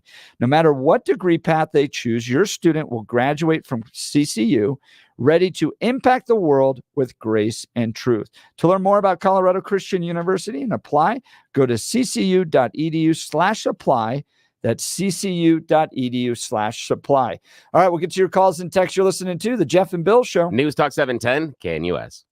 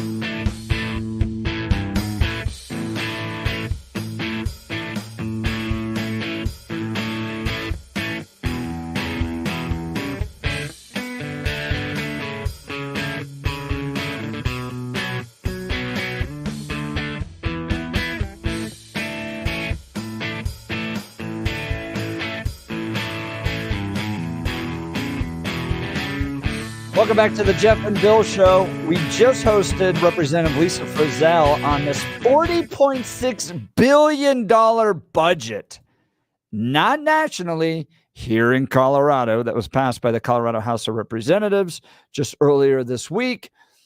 Believing, and they say it here, quoted, that they are helping you achieve the American dream by spending $40.6 billion that they printed. Oh, no, I'm sorry. That came from your pockets. I have a dream. I have a dream that when one of my kids moves out, I can turn the room into a snake room. Where's my snake subsidy? I feel shorted here. There are all these earmarks. There are. Nothing for us. We, the downtrodden reptile keepers, who's lower on the totem pole than us that keep the animals that crawl on the ground. That's how much we're taking advantage of. I mean, look, this is why Washington, D.C. has the richest zip codes. Yeah, in America, because what businesses learned was over the nearly 250-year history of this country was that you could use the government to go after your business opponents, to give you a leg up, to even build an entire industry yourself, the defense industry, right? The military industrial complex. You could utilize government to make yourself rich. Now, you could go learn the ins and outs and build relationships and figure out ways to get amendments into bills, or you just hire the firm that does that for you and you pay them handsomely. I mean, starting salary for a lobbyist in Colorado, not in Washington, D.C., in Colorado, starting salary of a lobbyist at a major law firm downtown is $250,000. Jeez. And your job is to sit at the state capitol and make friends. Yep. And you utilize government to help your clients achieve their ends. That's what I think, as somebody who's been in this business for 20 plus years, that's what drives me the craziest. Is that those that pay to play win the game. Yeah. It's you wonder why that the lawmakers at times don't seem receptive to the average voter's needs and pain points. And that's it, because they're much more receptive to the businesses that cut the checks that allow them to get reelected. And that's, and guess who's waiting to hire them? I know. Finish. Yeah. And is there a solution to that though? And the weird part for me, and I know this is a tangent that you're probably not prepared for. The weird part for me is I can see the case for publicly funded elections if that's the goal, but I'm not sold on publicly funded elections being the salve that treats the wound. That's the part is I don't know what the fix is. Do you think? I mean, you've got more experience in this. What do you think? Right. It's not publicly funded elections because money is speech. I agree with United Citizens. Like if Bill and I are running a race against each other and I want to go convince somebody to vote for me against Bill, I'm going to go print flyers. Yeah. Well, I need to get somebody to help donate so I can print flyers. That's a form of speech. I agree with that. So I don't think it's publicly funded elections. It's just a more invested electorate. At the end of the day, we do this to ourselves. There's nobody else to blame. If you don't like the fact that there's special interests driving the work down at the state capitol, then elect better people. Yeah, but isn't part of the self-fulfilling prophecy the fact that in order to get elected, you need the large money, and in order to get a lot of the money, you need to play with the lobbyists. And so it's kind of so that's what I'm worried about is the cycle is that my choice in voting can impact things, but it doesn't change the functionality of that check that the lobbyists can still write. Because it's not really an either or. You could get people. You could get people that go, look, I'm going to take the campaign money because I need to win, but I'm actually going to spend time and listen to my constituents. Dude, during this last primary that we had in March, a third of Coloradans voted. A third. So 2/3 in the midst of like a contentious presidential primary, in one case where you went all the way to the U.S. Supreme Court to even get the guy on the ballot, and 2/3 of Coloradans are like, meh, I got other things to do. In a ballot, you mail in. Yeah. Oh, yeah. And I think that's one, it is that we're not invested, but I think it also shows the idea of the broader electorate that many people in politics aren't really functionally trying to make my life better. And I say that about both parties. Fair. And I think that's the problem. So, and we heard a lot of things from Lisa Frizzell that the filter the Democrats were coming to the table with about what was going to make your life better were crazy things at times. That somehow allowing someone a place where they can go and shoot their drugs is going to make your life and my life better. Somehow that's going to make our city better. The idea that we should take money away from school security. We can agree and disagree and even debate what school security should look like. But the idea that we should not invest money in it is stupid. But that's a priority for the Democrats. And that's part of it. Well, David, we're going to get to your call in just a second. Our lines are open 303-696-1971, 303-696-1971, $40.6 billion budget to improve the American dream. The House Democrats down at the Colorado State Capitol are saying, do you buy it? Is it helping you? And what have they done to help you? I'd like to hear. Give us a call. When it comes to creating the perfect kitchen or bathroom countertop, it's all about understanding the client's needs and personal style.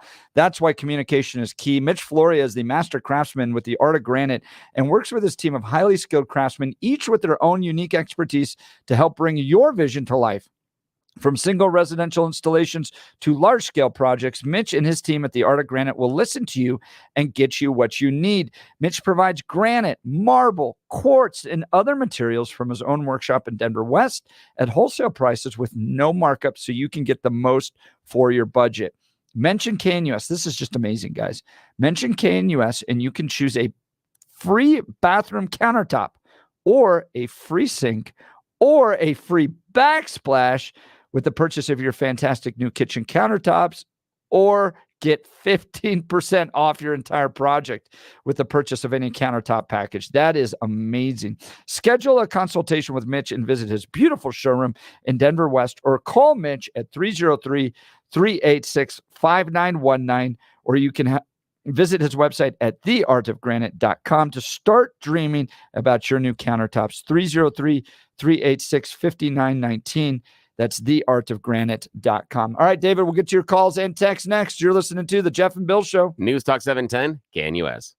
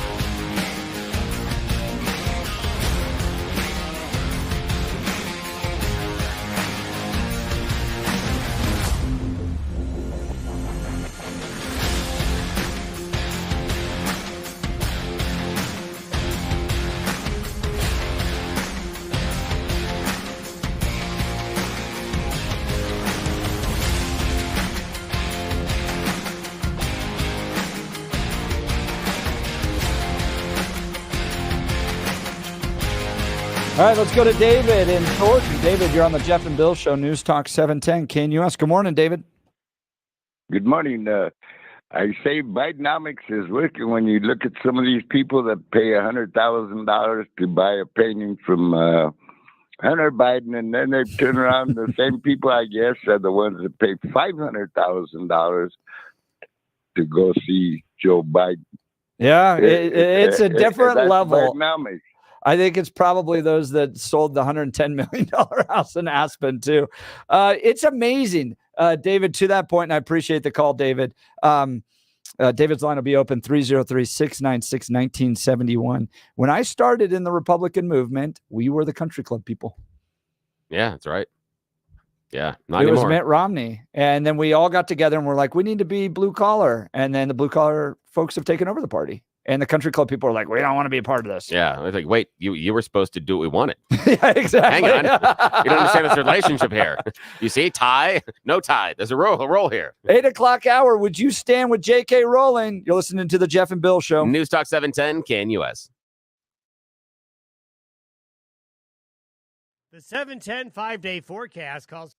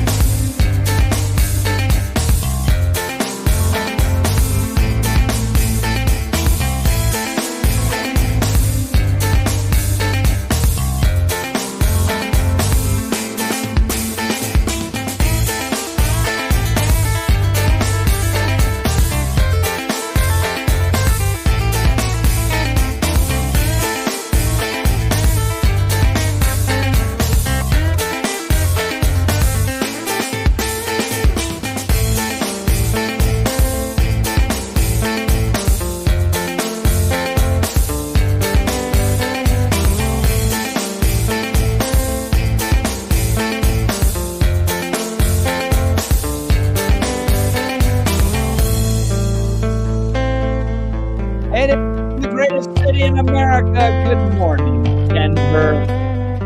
I'm saying that because the House Democrats are spending $40.6 billion, and I'd like an earmark towards the promotion of Denver as the greatest city in America. You've tuned into the Jeff and Bill Show on 710 KNUS.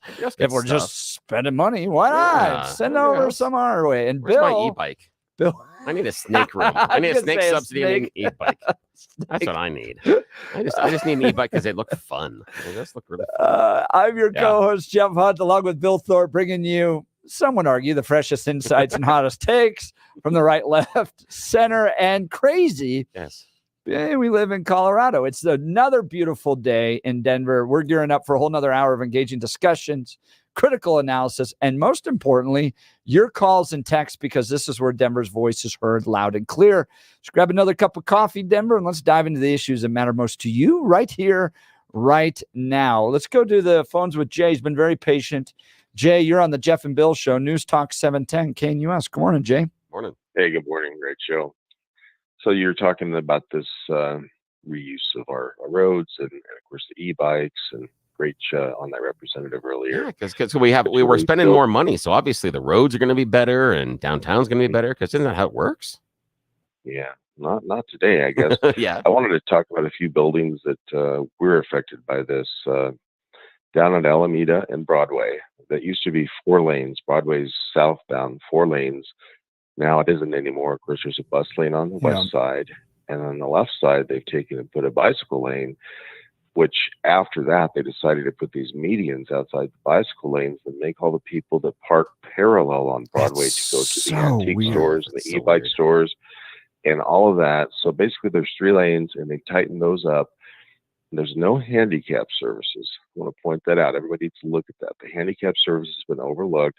So all those businesses that sell e-bikes and scooters, and the even the Voodoo Donuts place that just opened up at 3rd are gone. And we built one at 4th and Broadway called Baker Common, and it's 60 units, and there's about an average of 1,200 to 1,300 square foot, 2-bedroom, 2-bath, lots of parking downstairs, and then business down below. That's a real asset. Now you take it, you go off to Santa Fe, and a lot of the salt boxes that they're building on Santa Fe along the light rail, some of those units are no more than 260 square feet. That's smaller than any Motel 6 you've ever stayed in. That's a studio. That's crazy.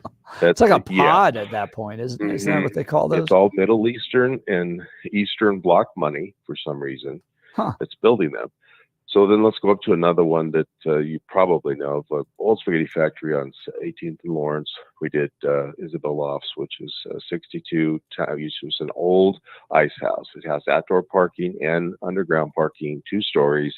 Everyone has a space. The professional building, it's beautiful condominiums for sale. And you go back down to the Broadway location. There's only 2 ways to get out of Denver south. One's Broadway and Scola Boulevard. Scola Boulevard is just always a clogged up mess. So they really ruined that South Broadway business district. You've got the Blue Bonnet down there, Imperial Palace. It's still open, but a lot of the restaurants have closed, but they've taken the nice roads away. Yeah. And even some of the feeder streets to the left, you go off Broadway, 3rd and 4th Street, they've closed those. They put those little barriers up so you can't even drive. You know, I grew up around that part, riding my bikes on the South Broadway district. We go to buyback games all the time, buy video games. There was a reptile store right next door to that, by the way. Yeah. But look, their vision, and they've talked about it, is they want Denver to be kind of like a European city. They want it to be Amsterdam, where everyone's riding their bikes and there's these beautiful canals and you're sipping wine and eating cheese and all that. And then, but what you've got, at least at this point in Broadway, is a whole bunch of pot shops. And then this weird design where cars are parking weird, and there's bike lanes and bus lanes, and no one can drive. So no, it's a giant headache. And Jay, to your point on this, it's just, this is what happens. You get bad vision, bad leadership at the local level, driven by these kind of special interests, or someone took a trip to Europe or something. And they're like, hey, we're going to make our city look like this. So, yeah, but those Europeans that are sipping coffee and cheap loafers with man buns are not working. They're hanging out. We have to work. We have to provide housing for people and all that. And the one thing about Broadway is that used to be a really kind of cool pull up next to the building business district where you go and get certain things. There used to be a company down there that did brass and you know, like metal finishing. Yeah, those are like cool little shops and stuff. Yeah, and good bike shops. Right. And, you know, I'm not against any of that.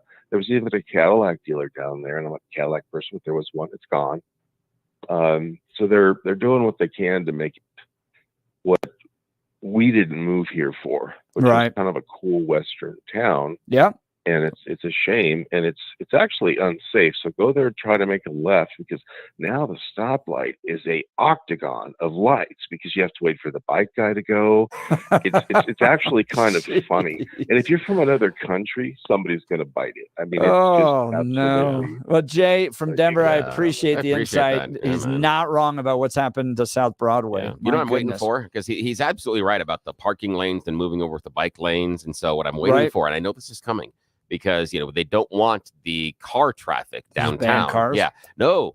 See, it's about squeezing them out. So what we're gonna have is we've got the bike lane, and then after that you are gonna have the homeless lane, and there's gonna be a lane there, and where the homeless. No, you can push your cart, but you also can set up your tent and you can stay there, and then next to that they're gonna have the harm reduction lane. So you're going to have certain lanes down the middle of the road that you're just going to be able to do your drugs right there. And if the lane to go to work, not so much. No. We're not concerned about the people that are doing the working stuff. No. This is why, Jeff, is you don't care enough. You're not compassionate enough. You don't understand what these people are going through. Do you have any idea how hard it is for someone that does intravenous drugs to find a place to go and do them? You don't understand that. And have you seen how difficult it is when you are homeless to find a place to drop a deuce? I mean, it's incredibly difficult. You just do not care, sir. How dare you? I'm heartless. Yes, you are. Obviously. Speaking of heartless, let's do the news with Blake Olson. Yes. Perfect. I love it. 44 and sunny in Denver, expecting highs in the upper 60s today. The 7-10 5-day forecast is coming up. Our top story: doctors expect Colorado Representative Lauren Boebert to fully recover after she received emergency surgery for a blood clot in her leg. She's been diagnosed with May-Thurner syndrome, a rare condition. Douglas County has passed a ban on buses and bus companies dropping off illegal immigrants in the county. A bus company could face steep fines if they do so. A federal appeals court hearing arguments today on the Texas law allowing officers to arrest people that they suspect crossing the border illegally. Colorado Representative Lisa Frizzell joined Jeff and Bill last hour. Despite all the waste in this $40.6 billion budget, is there any money that will be used wisely? Well, I do believe that our transportation infrastructure is really important. That is one of the things that they should be doing with the money. They're doing that, in my opinion, kind of poorly because they aren't allocating enough money. I don't know if you've driven over the state line from Kansas into Colorado and immediately started hitting potholes, but our roads, our transportation infrastructure is an embarrassment. That is no joke. You cross the state lines and the roads improve in Kansas and Wyoming. A magnitude 7.4 earthquake off Taiwan's east coast has led to 9 confirmed dead, hundreds of injuries. A second temporary channel is now open in the Baltimore harbor so essential vessels can access the port following the catastrophic bridge collapse. Former President Trump campaigning in Michigan and Wisconsin last night. And what the hell was Biden thinking when he declared Easter Sunday to be Trans Visibility Day? Such total disrespect to Christians, and November 5th is going to be called something else. You know, it's going to be called Christian Visibility Day, when Christians turn out in numbers that nobody has ever seen before. Oh, I can't wait to hear the Christian nationalist stuff today from the left. We'll see what happens there. Fargo Leary. Yes, my name's Ed Grimley. It's very pleasant meeting you, must say. Why don't you take a seat, Ed? All right. And comedian Martin Short Yeah. Oh man, he so is good. the greatest. Yes. I must say. Yes. Yeah. Named the mayor of Funner, California, north of San Diego. He'll be inaugurated May 13th under oath, promising to keep fun and laughs and good vibes in the town. Ed Grimley. Gosh, I love that dude. Look, I would love our elected officials just to do that. Yeah, they get more done. I love towns that make dogs mayors. Oh, it's yes. like my favorite thing in the world. Yes. Because they just do such a better job. Oh, it's wonderful because, and They again, do. it is a wonderful campaign ad because all you have to say is, yes, but can my opponent do this? And then you have them lick certain places. That's all you said. That's it. That's all the campaign ad is. Yeah, you're right. And thinking of your statement earlier, Billy, they can say they can understand the homeless. Yes, because exactly. Yes. Have I you won't pooped finish in a that park? one. I have pooped in a park. I understand our needs. Great That's minds exactly think it. alike. Exactly. 41 in Lafayette, 40 in Parker, and 44 in Denver. Not as good in the left corner. Jokic in the lane. Good! Nuggets over the Spurs last night, 110-105. Jokic with 42 points, 16 boards, and 6 assists.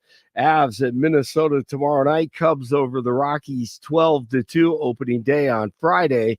Jeff and Bill continue on Wednesday. Blake Olson, News Talk 710 KNUS.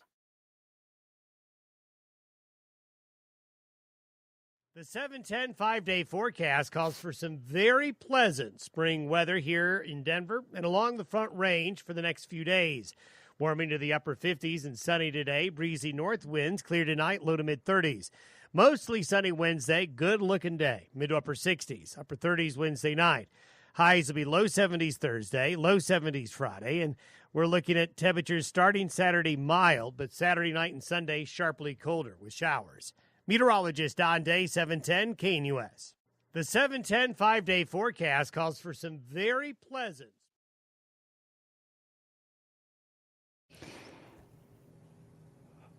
That caller we had about Broadway has brought in some good text messages. Yeah, good. If you drive down the side streets now of Denver, they've turned them all into roundabouts, but they forgot to ask the fire department about that. And the engines can't fit through them. Is that a surprise? Oh boy! Look, I've been to European cities. Yeah, they're nice. They're great experiences. I loved walking around Amsterdam. I proposed to my wife in Amsterdam. She was not in the red light district, but it's not where I found her. No, okay. But she is Dutch. She's from a little town, or family's from a little town called Alkmaar, just outside Amsterdam. So I love these. That must have been easy when you were dating because you'd always pay her own way. What? Going Dutch. I know. Dad joke for your kids out there. See, I'm not always funny. Sometimes I'm stupid. Okay, most of the time I'm stupid. But this idea that Denver is somehow going to be a European city, like really the Platte, South Platte, you're gonna meander along the South Platte. Yeah, and I think your accurate criticism there is based on density. That's the problem. The European cities have that because of necessary density. Yeah. We don't. Right. Does believe me, they're developing out in Elizabeth right now. Oh yeah, it's going to be the next Highlands Ranch. We are not like, oh, let's and downtown is not pleasant enough to want to live down there. Not anymore. And I live downtown. That's the thing is I'm a downtown kid. I got my downtown cred. I lived on Poets Row. I lived there. I lived at 13th and Is Downing. Poets Row the one along Santa Fe? Help me, I don't know. No, Poets Row. It's I forget the exact. That's the street. art district. No, it's actually there's a series downtown just off of Capitol Hill. There is about 2 blocks in which all of the apartment buildings are named for poets, and it's called Poets Row. And so so it's a little ways from Governor's Park, and I lived down there parking. Oh my God, that was awful. Lived at 13th and Downing.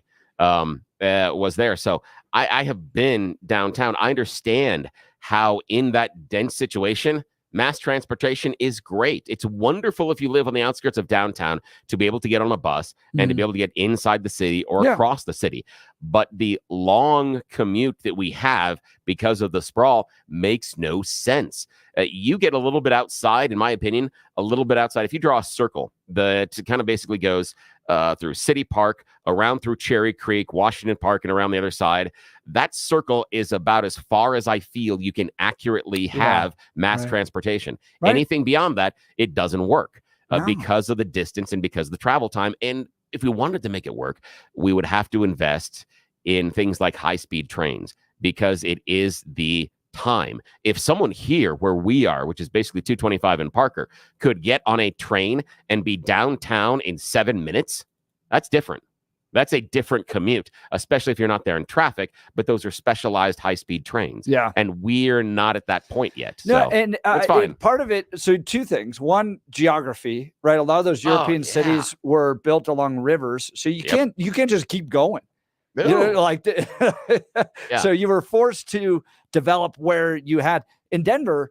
We just keep going. We're out into Kiowa at this point developing. It's like the problem that Seattle has right now with development is exactly what European cities have. Geography. Yeah. They have gone laterally up to the sea and up to the mountain as much as they really can functionally. They've got a problem and they can't really go north because there's another country up there.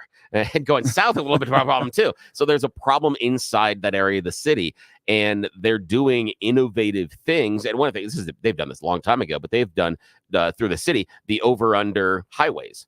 They stack them. Yeah. And so because like just Glenwood one, Canyon. exactly. So they've done those things. They've invested in some mass transit, and it is easier. But if you think traffic's bad in Denver, just take a look at people trying to get in the city on their 6-lane highway that for some reason they decide to go down to 2 lanes at one point. It is ridiculous because of geography. They go from the 6 to the 4 to the 2, and then they open it back up. But you think that your commute sucks.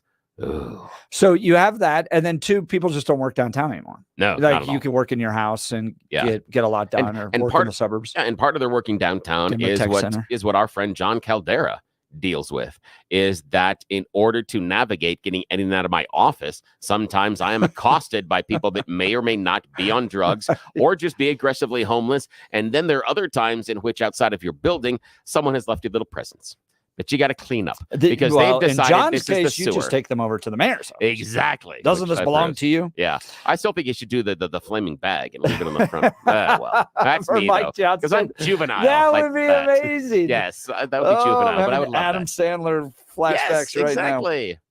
now. John, do that for Mike Johnston. That's next level. Jeff out here for my friends at Dan Campbell's Law. Dan suggested you should choose a lawyer who shares your values, because who you choose to represent you in an injury case says a lot about you to everyone involved in the case. Dan Kaplis is the son of a police officer. Dan is also a former seminarian. Dan has dedicated the last 40 years of his life to helping people who are hurt in serious motor vehicle crashes. Dan is believed to be the only lawyer in Colorado history to win 5 straight multi-million-dollar verdicts in Colorado crash cases. Dan is also believed to have won the largest truck crash verdict in Colorado history. Dan Kaplis Law is the official law firm partner of the Denver Nuggets and the Colorado Avalanche. Dan Kaplis Law is a serious firm for serious cases. Dan accepts righteous injury cases on a percentage fee basis so that he can represent good people from all walks of life without regard to ability to pay. If you need Dan's help, give him a call, 303-770-5551. That's 303-770-5551, or hit dankaplislaw.com. That's Dan, CAPLIS law.com. Hit by a bus walking down Broadway, give Dan Kaplis a call. Run into a drug injection site, give Dan Kaplis a call. He'll be there to help you. You ever been hit by a bus or car, thing like that? Ever got that? I have been hit by a car. Yeah? Yeah, I was running cross country and was in the downtown streets of Santa Barbara. And someone pulling out of a parking lot just took my legs out from underneath me. Wow. And I just rolled over and kept running. And the little old lady, eyes as big as saucers. Yeah. What just happened? I was like, nah, I'm all right. We're going to keep running. Oh, wow. You been hit? Yeah, only once, grazed once as a kid, again, running around downtown and some other areas. The one that was the scariest, and clipped because, I'm coming out between cars. I'm doing stupid things. So just bumps, things like that. The one that really scared me, I was, this would be middle school age, walking home after a soccer practice. And again, I don't do this anymore, but it's several miles. And I don't know why. Never after that, I always changed their shoes. But for some reason, I decided to still have my cleats on. And these cleats had porcelain tips on them on the end of the studs. There are reasons for that. But the problem is when you're on the asphalt, they slide like skates. And so I stepped out as the lights went green, and then we had the little walkie person. Someone else was trying to make that left turn, and it was right at University in Spear, where Cherry Creek Mall is. And someone tried to run the light and make that left turn as I am being aggressive, and I'm stepping on right then. And all I remember is seeing that car turn towards me trying to step back, and my cleats going, nope, ice time. And I'm sitting flat on the concrete, on the asphalt, watching that bumper come right towards my face, and they stopped about 12 inches away. But I'm sitting here going, this is gonna hurt. Too? This is Did you really get the horn gonna in hurt. The face too? No, they actually apologized because they were running it, and I said, "Hey, I'm sorry about this." And I get up, and like, "You okay? You okay?" I'm like, "No, I'm fine." Because that was back when we liked each other. This was years ago when we cared about what was happening. Yeah. Sorry, sir. I know. Sorry, didn't mean to do that. Okay, I want to get into this story here, Bill Thorpe. Yeah. Uh-oh. J.K. Rowling. My full name. That's not good. J.K. Rowling. Police not pressing charges after J.K. Rowling dares them to arrest her for challenging hate speech law. Rowling, this is from Fox News, Alexander Hall. Rowling promised if they go after any women for similar topics, I'll repeat that women's words and they can charge us both.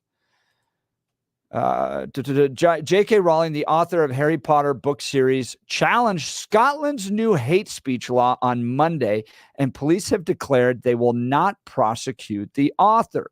Scotland's new Hate Crime and Public Order Act was activated April 1st. The text of the bill, originally introduced years before, warns against acts that, quote, stir up hatred against a group of persons, unquote. This is much deeper, broader than our bans on inciting violence. So you don't have totally unrestricted free speech in America, but you cannot incite actual violence. You can't be like, come on, guys, let's go over and punch, Francine in the face. Yeah. And you also can't do criminal things with it, etc. You can't say, hey, my free speech says I can scam this person. Yes. No, can't do that. Right. Yeah, there are rules. Yeah. But in this case, it goes further. You can't just stir up hatred against a group of persons or of certain protected characteristics, including age, disability, religion, or in the case of a social or cultural group, perceived religious affiliation, sexual orientation, transgender identity, and variations of sex characteristics. The maximum penalty is a 7-year jail sentence. So then J.K. Rowling's like, all right. She lives in Scotland's capital city of Edinburgh, began an April Fool's Day, and this wasn't meant to be a Fool's Day joke, but social media thread by listing multiple biologically male criminals who claim to be transgender just prior to being sentenced for various horrific crimes, expressing mock relief their avowed gender identities were being respected. She then switched her rhetoric and declared, only kidding. Obviously, the people mentioned in the above tweets aren't women at all, but men, every last one of them.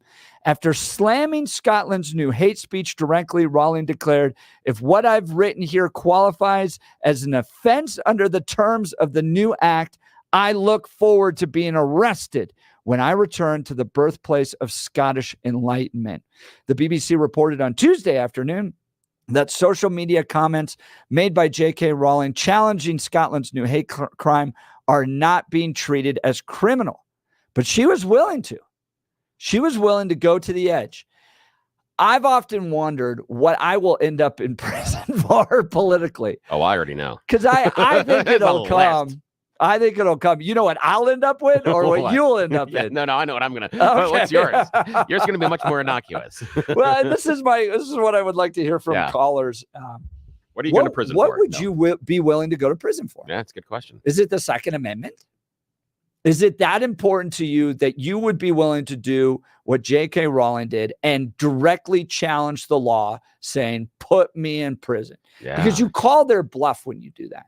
And in many cases, this is a lot of political correctness stuff. Yeah. But at the end of the day, are you willing to imprison somebody over this? That's interesting because I like the idea that you asked, what would you, the listener, be put in prison for it. And I love the implication of the Second Amendment, because we know down at our state capitol, they're floating rules that would restrict a wide swath of firearms. Yeah. And I think the rules are written very obtusely and stupid, but let's assume they pass. That would make a large segment of Coloradans technically criminals. Are you willing to go to prison? Not prison, jail, because it'd be jail, because again, once you're convicted. Correct. So we'd start with jail. Willing to go to jail to prove this point. Would you? And I have this filter because I have spent some time in the journalistic world, and this is not that right now, but I've thought about that. Yeah. What if you're a journalist being a reporter? At what point would you be willing to go to jail to protect a source or do something like that? And we've seen that from both parties recently. Or publish a piece like the Pentagon Papers, all that stuff. Oh, Would you be willing to publish classified documents that, that showcase the country poorly and then end up in prison? We're trying to get Julian Assange to get him into prison. Same thing here. We're negotiating with him. So what would it be? And is it something where could it be something like a gay marriage? That's something that you feel so strongly in, you'd be willing to go to prison for that. Yeah. I would be curious to see if, friend of the show, Brittany Pedersen, would be willing to go to prison to have safe drug injection sites. Right. What is the courage of your conviction? How far would you go on that one? It's interesting. Yeah, that's oh man. Would you be willing to go to prison to continue to fund your husband's operations through taxpayer dollars, Brittany Pedersen? And if we talk about Washington, the one thing they might want to go to prison for, the only thing they would protest, so it would be changing the rules about stocks. They'd be very mad about that. If you They'd can't be really do mad. insider trading. Yes, if you can't do insider trading, they would be really, really, really mad. Think about the breadth of this. Okay. Yeah. Jack Phillips. Oh, yeah. Was not going to change.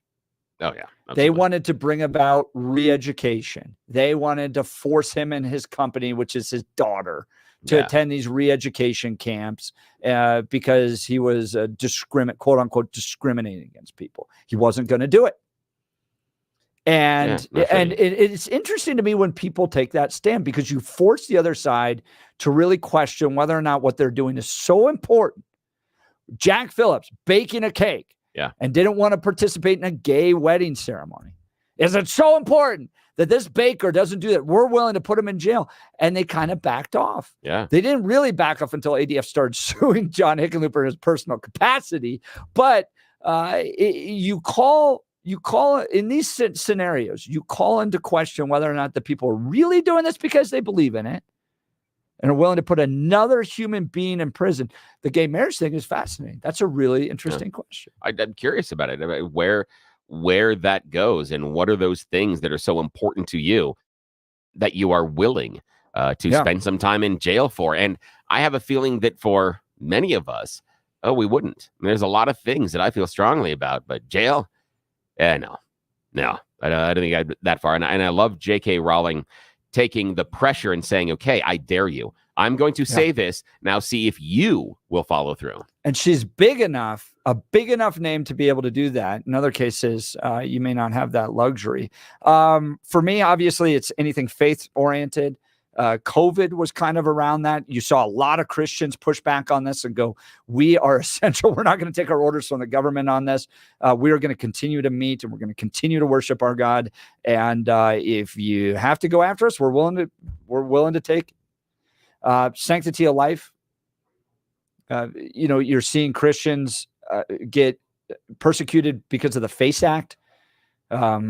And trying to minister to people going into abortion clinics. So I'd love to hear from you all. Give us a call, 303-696-1971, 303-696-1971. Let's go to the phones. Frank in Denver. Frank, you're on the Jeff and Bill Show, News Talk 710 KNUS. Good morning. Hi, guys. Thanks for your program. I have a different idea about this. Yeah. I think that either A, the people who introduced this legislation should have their name firmly attached to it, and if it proves to be unconstitutional or harmful to any person or group of people, they should be penalized for that in the future. Yeah. Or, that's one. Or B, to have any state legislator or legislative bodies that introduces legislation, actually the legislation must pass a constitutional test before it is ever enacted. Yeah, that would be definitely slow down.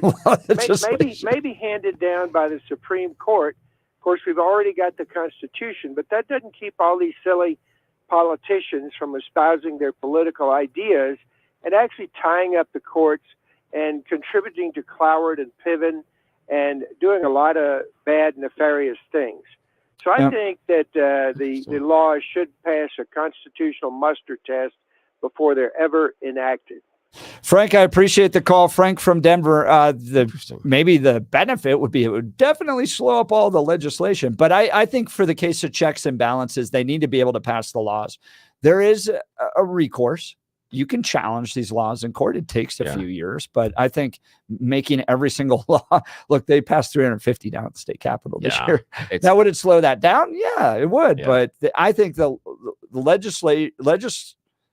legislature, and I agree with Ken Buck on this, should have the greatest power in America of the three branches. They never designed that the three branches would be co-equal. They can do checks and balances on each other, but the founders never actually planned that they would have co-equal influence. And Ken writes about this in his book, Draining the Swamp, and I agree with it, that the legislature is the closest actual representative body of the people. Therefore, it should have the most influence. And I think drawing it down by saying that every law has got to be reviewed constitutionally first makes the judiciary almost like a legislative body. Yeah. And the only way that, and I see where Frank's going with it, and again, it's a weird thing, but the only way I think you could functionally do it is, and this is weird, I would expand the state Supreme Court by 3 seats, but then I would also bifurcate it, and I would take 3 seats and they would be rotational. And so some people would sit on the state Supreme Court that would adjudicate laws, etc. The other 3, and again, it would rotate, would be responsible for what Frank is talking about, going through whether or not this is constitutional, not constitutional, etc. However, I would not give them the power of ruling on it and spiking the law. I would make it a filter and say, okay, this is our belief going forward. Here's what we see. Do I think it's going to fix anything? No. Do I think I've just added another layer of bureaucracy? Yeah. Can this possibly make everything worse? Sure. I'm not saying I have the good ideas all the time. Not Bill, the founding father. Yeah, exactly. And I got the legs for those short pants. I could do that. My calves are still pretty good, so I could do that. I'd wear a wig. Look, if you're losing your hair, you need a simple solution that works. Like the wig. You want the best modern technology with top-rated physicians, something that's guaranteed to work. Guys, you need Dr. Tanya Pauls and her team at Advanced Hair. They've completely redefined hair restoration from the experience itself to their unmatched results. Receding hairline, bald spot, or thinning hair, address them all with Advanced Hair's simple one-day treatment in a calm, relaxed environment with the most experienced professionals. Advanced Hair has performed tens of thousands of these breakthrough treatments. And get this, your own natural hair begins to regrow the very next day. No one in Denver can offer anything like the Advanced FUE found at Advanced Hair, and I highly recommend their team. It starts with your free consultation. Call 720-459-HAIR. That's 720-459-HAIR. If you qualify, you'll also get $250 off and 250 free hair grafts. Refine your hairline with the team that's redefined hair restoration. Visit advancedhair.com. That's advancedhair.com. We'll get to your calls and texts next. What would you be willing to go to jail for? To stand for your freedoms. You're listening to The Jeff and Bill Show. News Talk 710, KNUS. At this hour in London, I'm Stuart Smith, and here are the top stories we're following. An Israeli airstrike in Gaza has killed 7 aid workers, including an American-Canadian dual national. That's according to authorities there and the aid group they were working for. World Central Kitchen said its workers were delivering food in what it described as a deconflicted zone, and that they were travelling in vehicles which displayed the charity's logo. The aid agency said the workers were transporting tons of food from the recently established maritime route and had been coordinating with the Israeli Defense Forces. Israel called the incident tragic and says it's investigating. A judge has rejected 8 motions from Hunter Biden's legal team, who had hoped to have his tax fraud case dismissed. lawyers had tried to convince the California court that prosecutors had given in to political pressure when deciding to file charges, and that an immunity agreement negotiated last summer was actually still in effect. With those motions dismissed, the son of the president remains on track for trial in June. Authorities are planning to open a temporary alternate shipping channel in the US city of Baltimore for commercially essential vessels. Maryland Governor Wes Moore is trying to convince Congress to approve funding for that operation, claiming it's a national problem that will impact workers from Kentucky to Tennessee. And that's what you need to know at this hour. I'm Stuart Smith in London on Salem News Channel.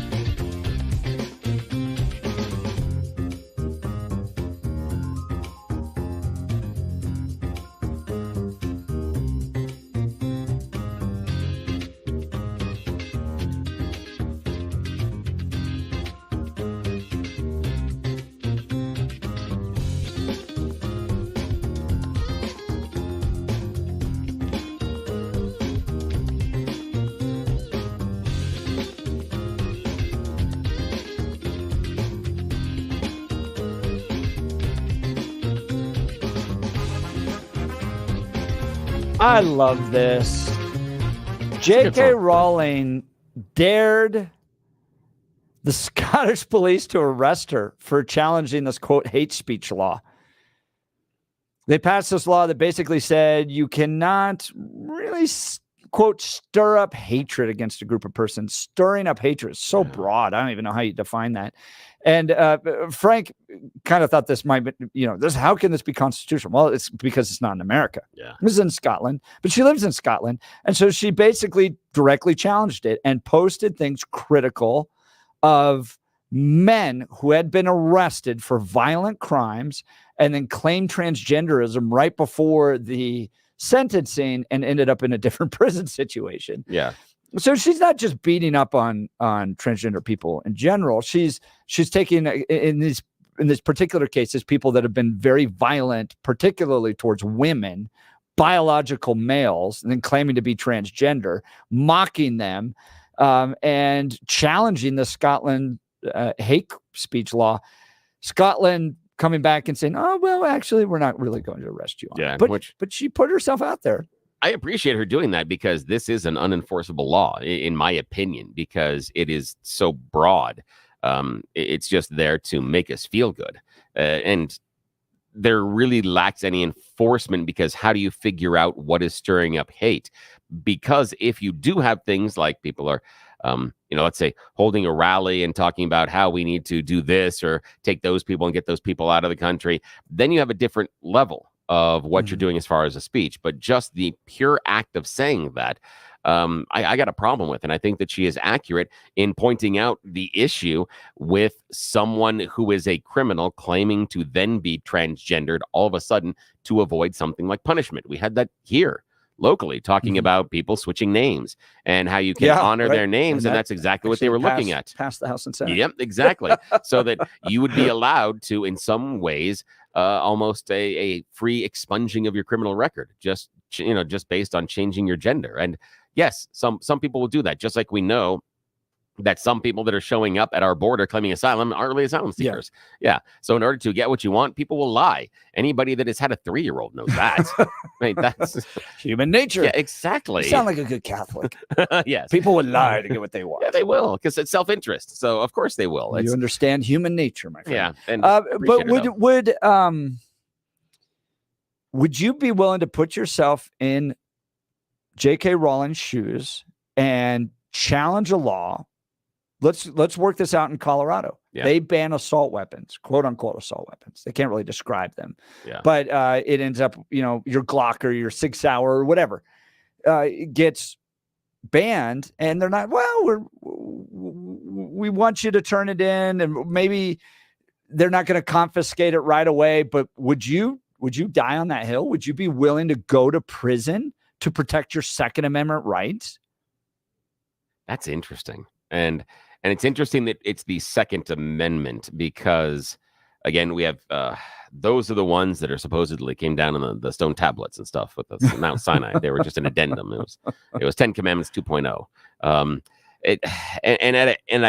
I'm curious if someone believes so wholeheartedly in your Second Amendment right that you're willing to go to jail for it, because I hear a lot of people that certainly say they're willing to pick up their gun and shoot somebody over it, that if you come to my house and try to take my gun or etc., there's going to be shooting.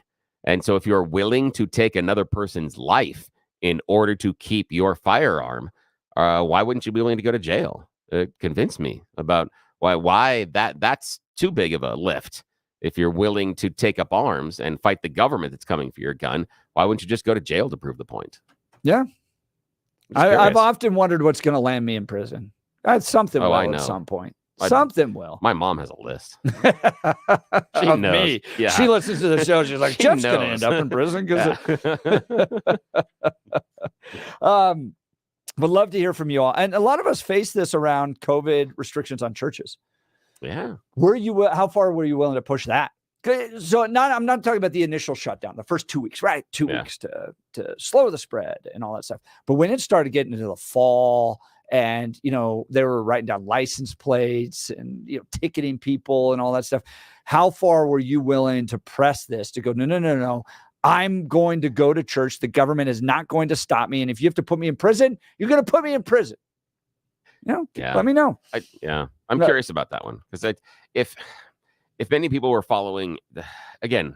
Oh yeah, I knew where you were going. Yeah, so many long list of things that we did wrong during COVID is that we didn't really understand how to do the shutdowns, and then when we did do the stuff that was supposed to keep us safe, we didn't really do the stuff that was supposed to keep us safe. I mean, the number of times that I saw people out there going, I'm wearing the mask, and their nose is exposed. And you're like, you don't understand this. But again, what we did was stupid. It just as There's from Jump mass Street. delusion, Oh, in my opinion. Mass stupidity. Mass stupidity. That's right. Yeah. And so many the levels. moralizing, you walk down the grocery store aisle the wrong direction. Yeah. All right. We all want a kinder, gentler way to experience wellness and to overcome pain. I'm thriving and fighting back my workout soreness with UltraCur. UltraCur is a patented non-prescription natural capsule that works fast. Surveys show that 50% of people using UltraCur find relief within 48 hours, and half of those within just 2 hours. Experience UltraCur for free. Go to any Denver Metro natural grocers and ask for the health coach or the vitamin manager for your free 3-day trial of UltraCur. UltraCur is fueled by patented technology to give you the true edge to support your peak wellness, energy, and active lifestyle. If you've tried everything without much success, even other natural curcumin products, you owe it to yourself to try UltraCur today. UltraCur gives you your unique control over your daily wellness. It's gentle on your stomach. That matters to me. I have a weak stomach, and it's a natural antioxidant. Get curious, Denver. Head to Natural Grocers. Grab your free 3-day UltraCur trial with no strings attached. Wondering about the research? You can get the lowdown at getultranow.com. That's getultranow.com. We'll get to your calls and texts. You're listening to the Jeff and Bill Show. News Talk 710 KNUS. The 710 5-day forecast calls for some very pleasant spring weather here in Denver and along the Front Range for the next few days. Warming to the upper 50s and sunny today. Breezy north winds, clear tonight, low to mid 30s. Mostly sunny Wednesday, good looking day. Mid to upper 60s, upper 30s Wednesday night. Highs will be low 70s Thursday, low 70s Friday, and we're looking at temperatures starting Saturday mild, but Saturday night and Sunday.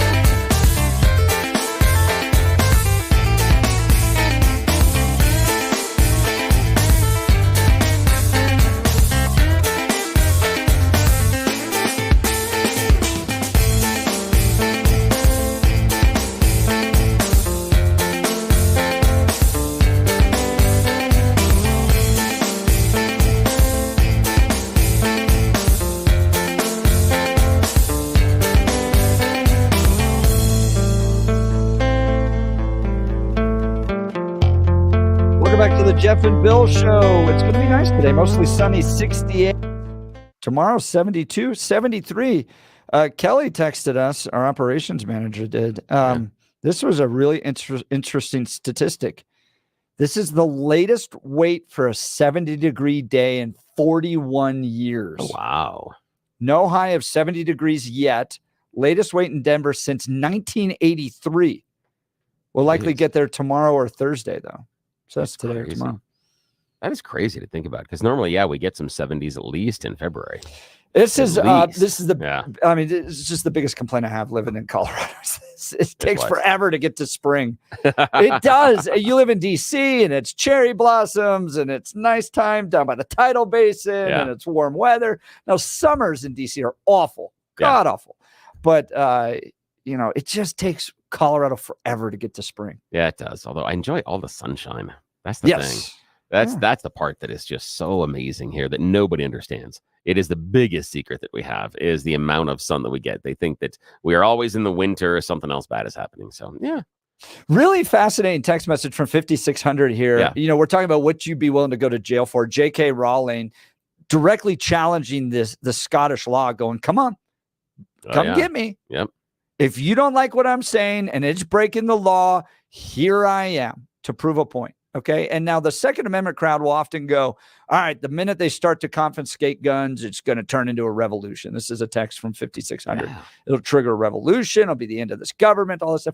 Why not challenge this the same way that J.K. Rowling did, or Martin Luther King? He was imprisoned, or who's the Mandela out of South Africa, right?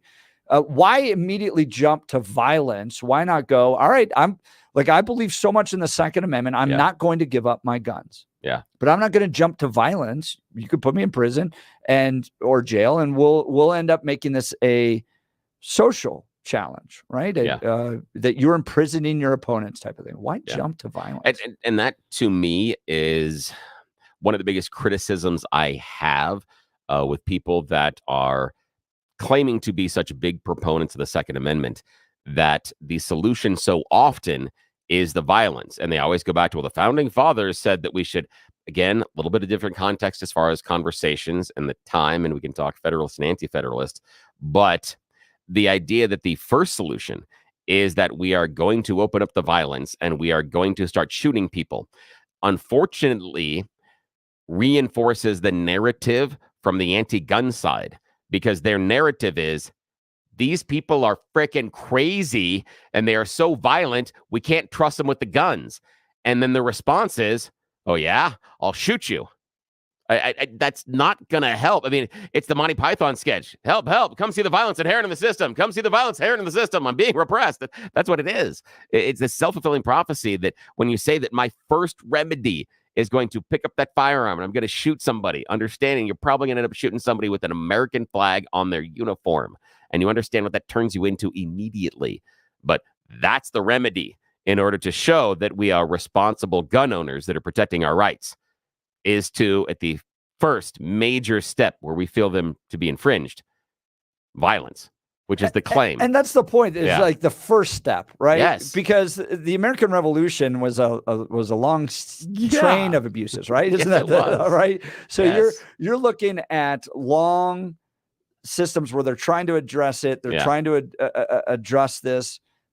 They don't want to go to war. And then when you finally get to the Declaration of Independence, which is really important for people to read, because if you think we went over to war, we went to war against Britain because of tea taxes. No. You had the total collapse of government, the corruption of government, the failure of all three branches, legislatively, executive, and judicial, paying our judges, moving the legislative bodies around so they couldn't vote. It took a while to get there, but this is compelling. I mean, J.K. Rowling called their bluff on this new hate crime law, and she won. Yeah, she did. And there was not a shot fired. No. So if Colorado legislature came and said, we need to take your AR-15, are you shooting or are you going to go to jail? What's the stronger move? Give us a call. You're listening to the Jeff and Bill Show. News Talk 710, KNUS.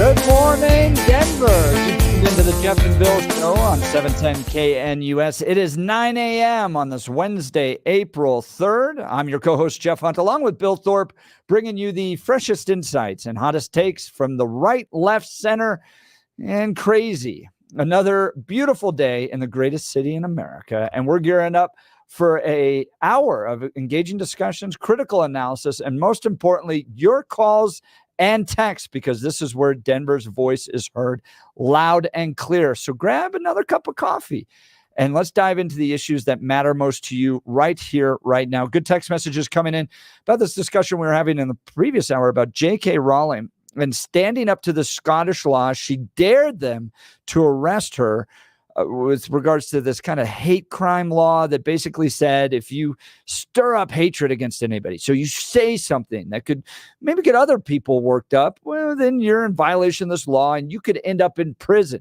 She tweeted criticizing men that have been arrested for violent acts against women and then claimed transgenderism right during the sentencing hearing so that they could be put in women's prisons, essentially mocking them.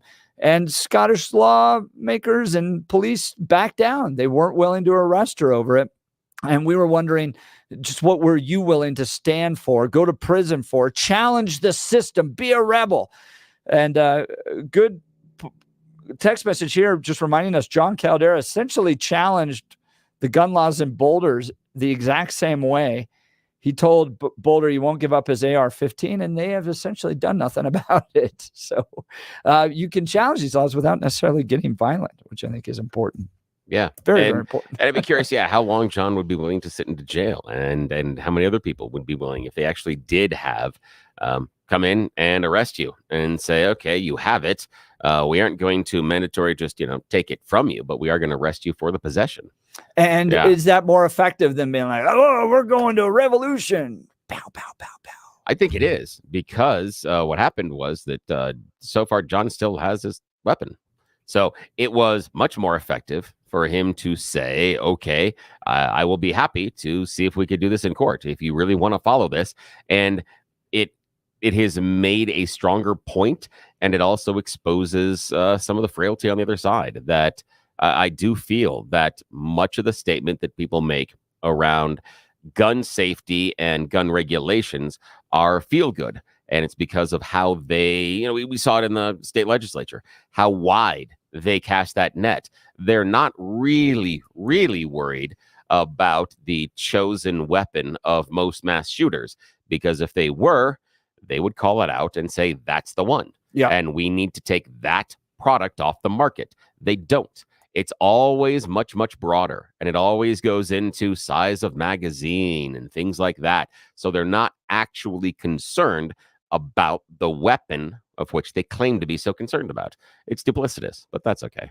They're Democrats. Duplicity at the state capitol. I know, and from Democrats. Who knew? All right, so this article drove me crazy. Ooh, this will be fun. What is this? I'm so curious. This is from Politico. Trump proofing weapons for Ukraine. Yeah. Allies consider moving arms group into NATO. Officials are expected to discuss gradually moving the organization called the Ukraine Defense Contact Group into the alliance's control.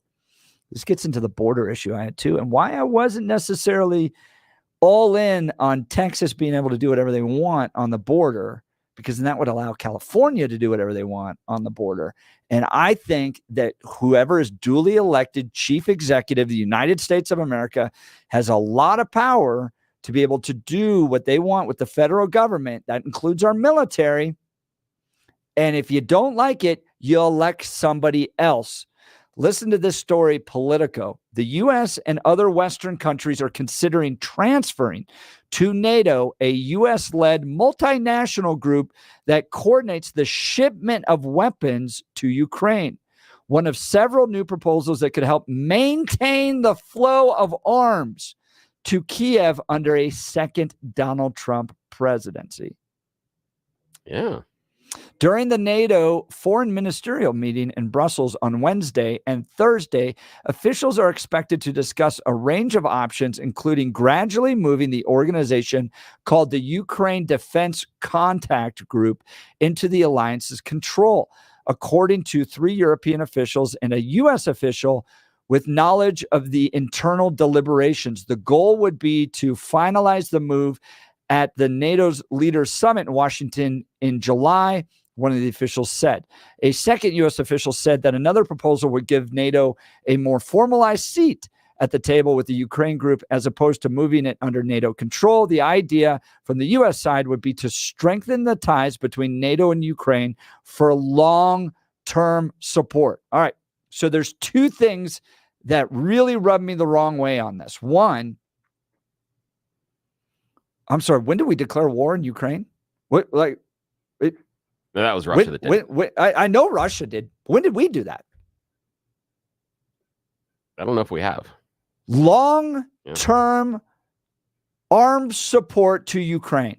Yeah. There's a constitutional way to do this, which we have not followed. Okay. Now we're getting the United States into long-term arms support.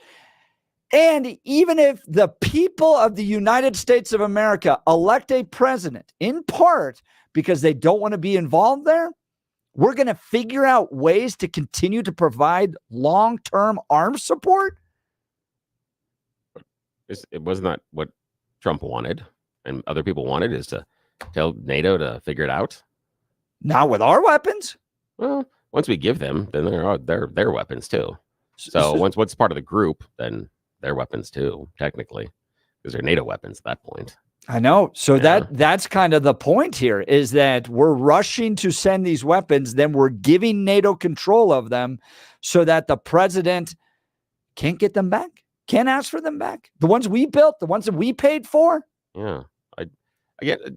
But why wouldn't we want to defend the functioning democracy in which one of our enemies has invaded? That's a weird thing. We have a way to do that.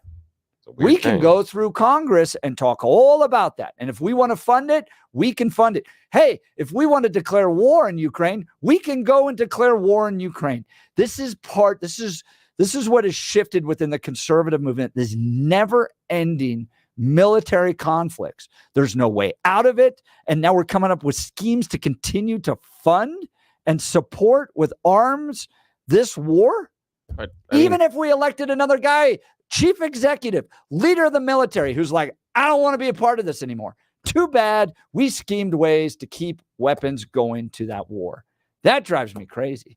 I'd love to hear your thoughts on this. 303-696-1971. Do we need to Trump-proof weapons for Ukraine? Headline out of Politico.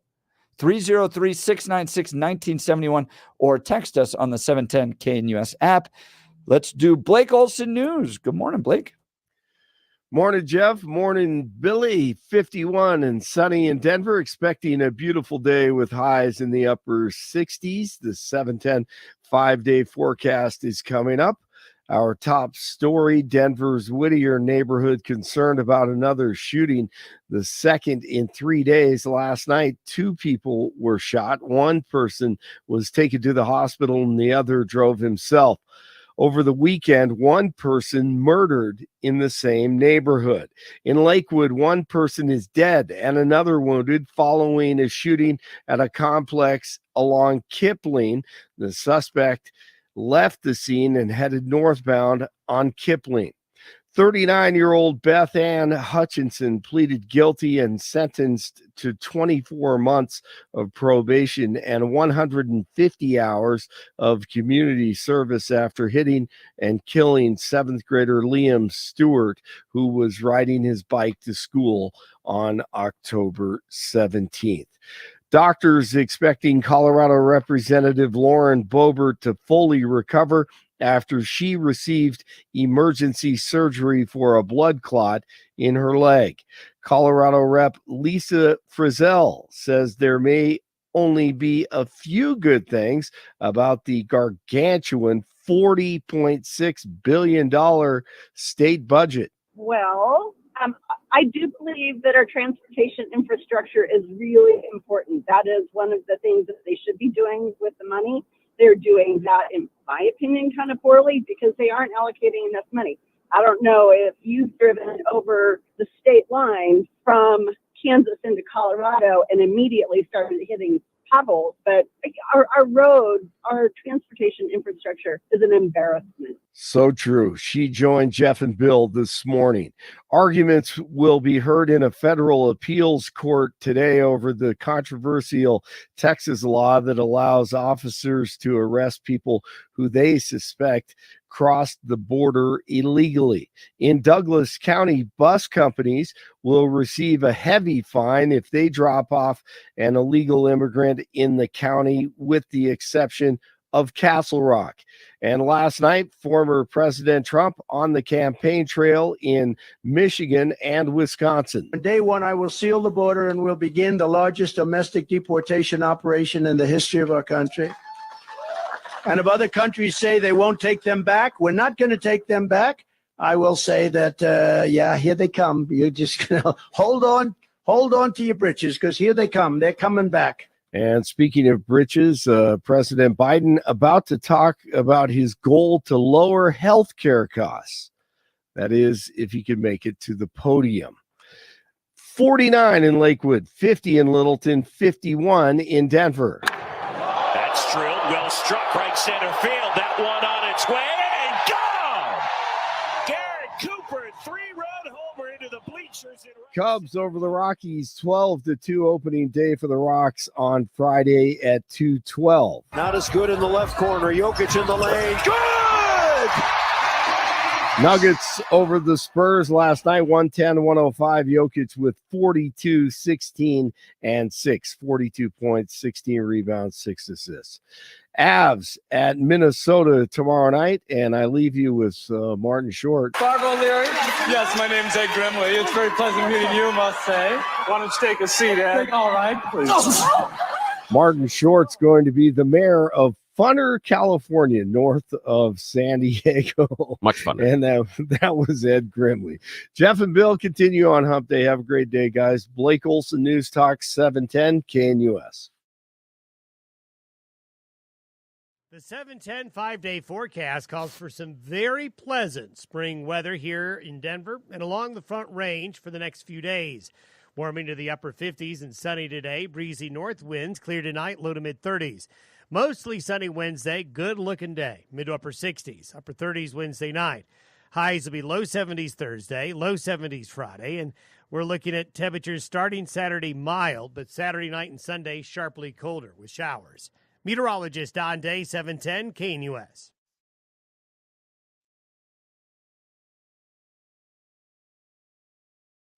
All right, article in Politico, Trump-proofing weapons for Ukraine. Allies consider moving arms group into NATO. There's an arms group called the Ukraine Defense Contact Group.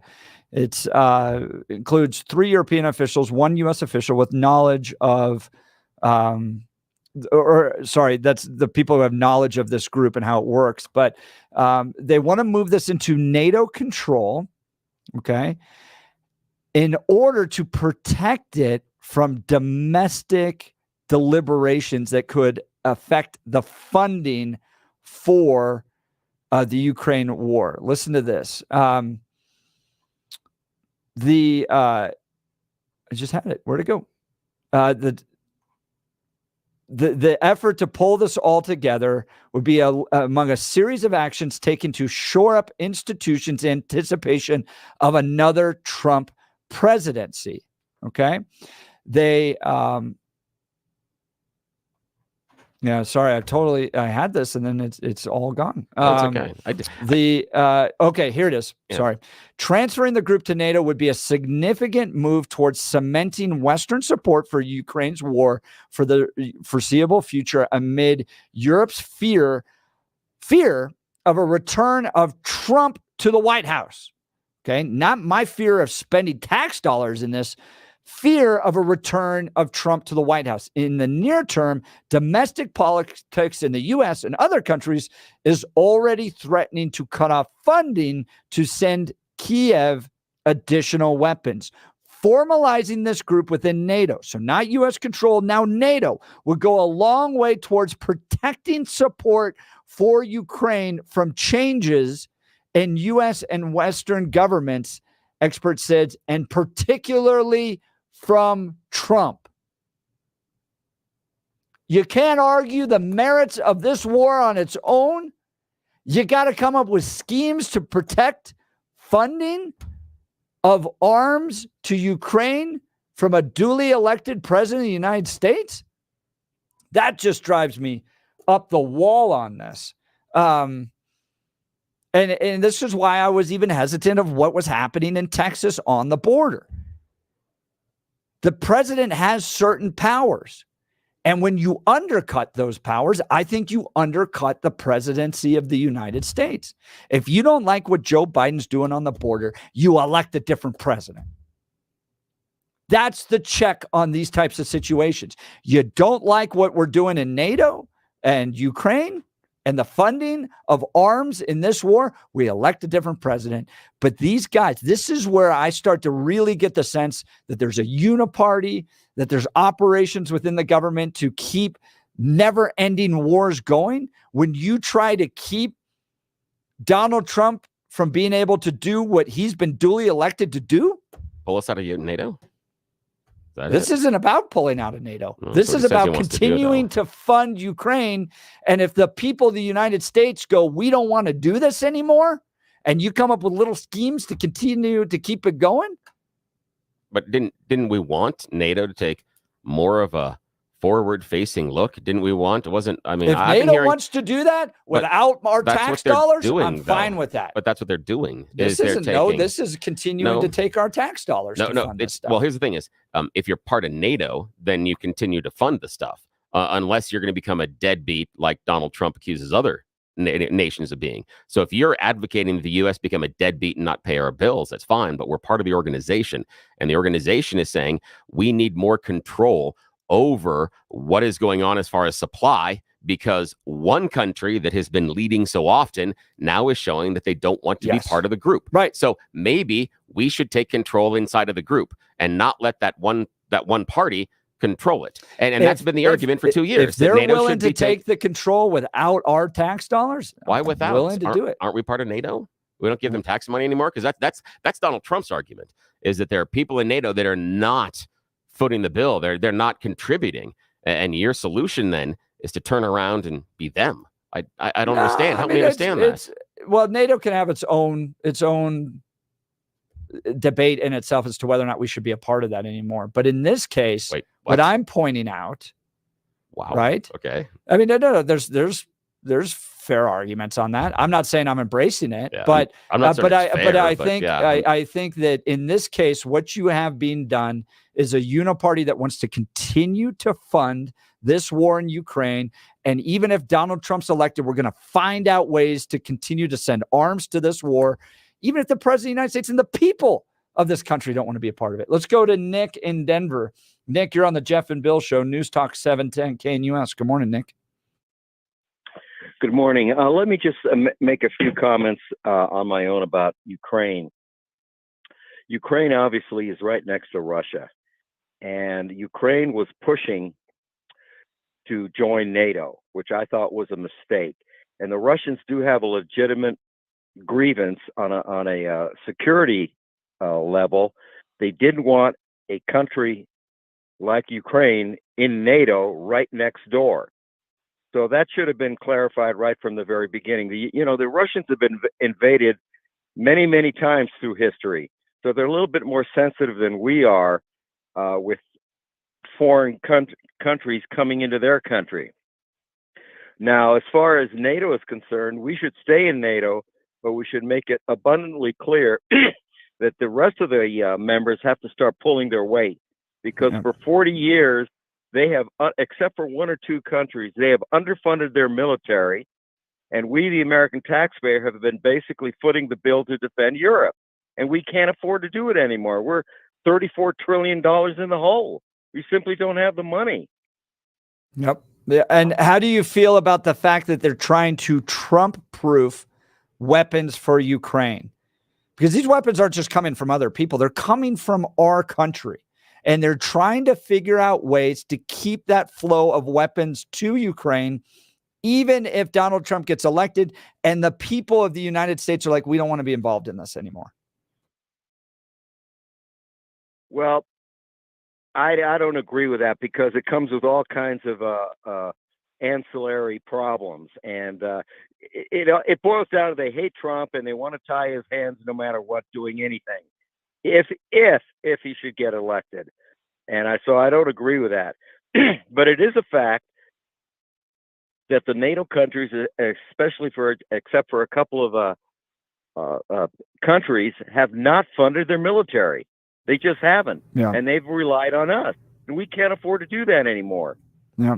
I appreciate the call, Nick. Nick's line is going to be open. We're absolutely jam-packed. So if you want to call in right now, 303-696-1971, 303-696-1971. Folks, it's Jeff Hunt on behalf of the Colorado Farm Bureau.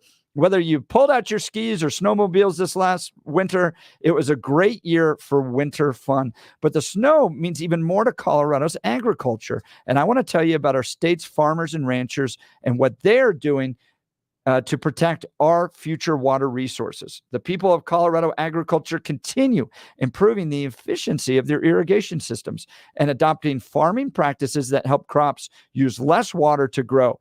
They're planting drought-resistant varieties, and they're leading talks with state policymakers about how to preserve water supplies when we have good years like this last one.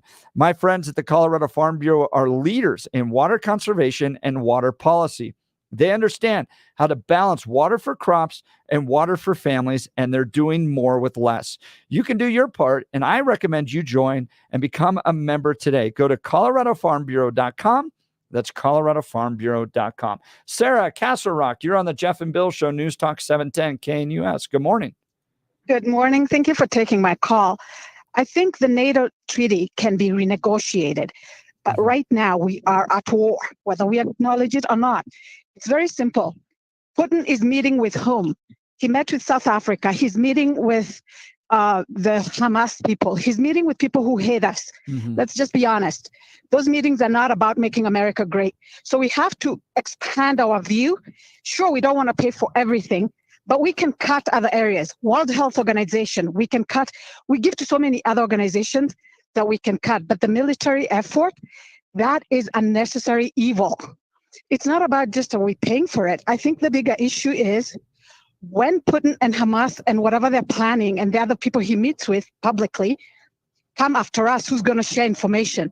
So these other countries may not have the military force we have, but they have info. Intel is part of this warfare because today, the kind of war we fight is not just about on the ground. We have cyber attacks. We just went through one right now with AT&T.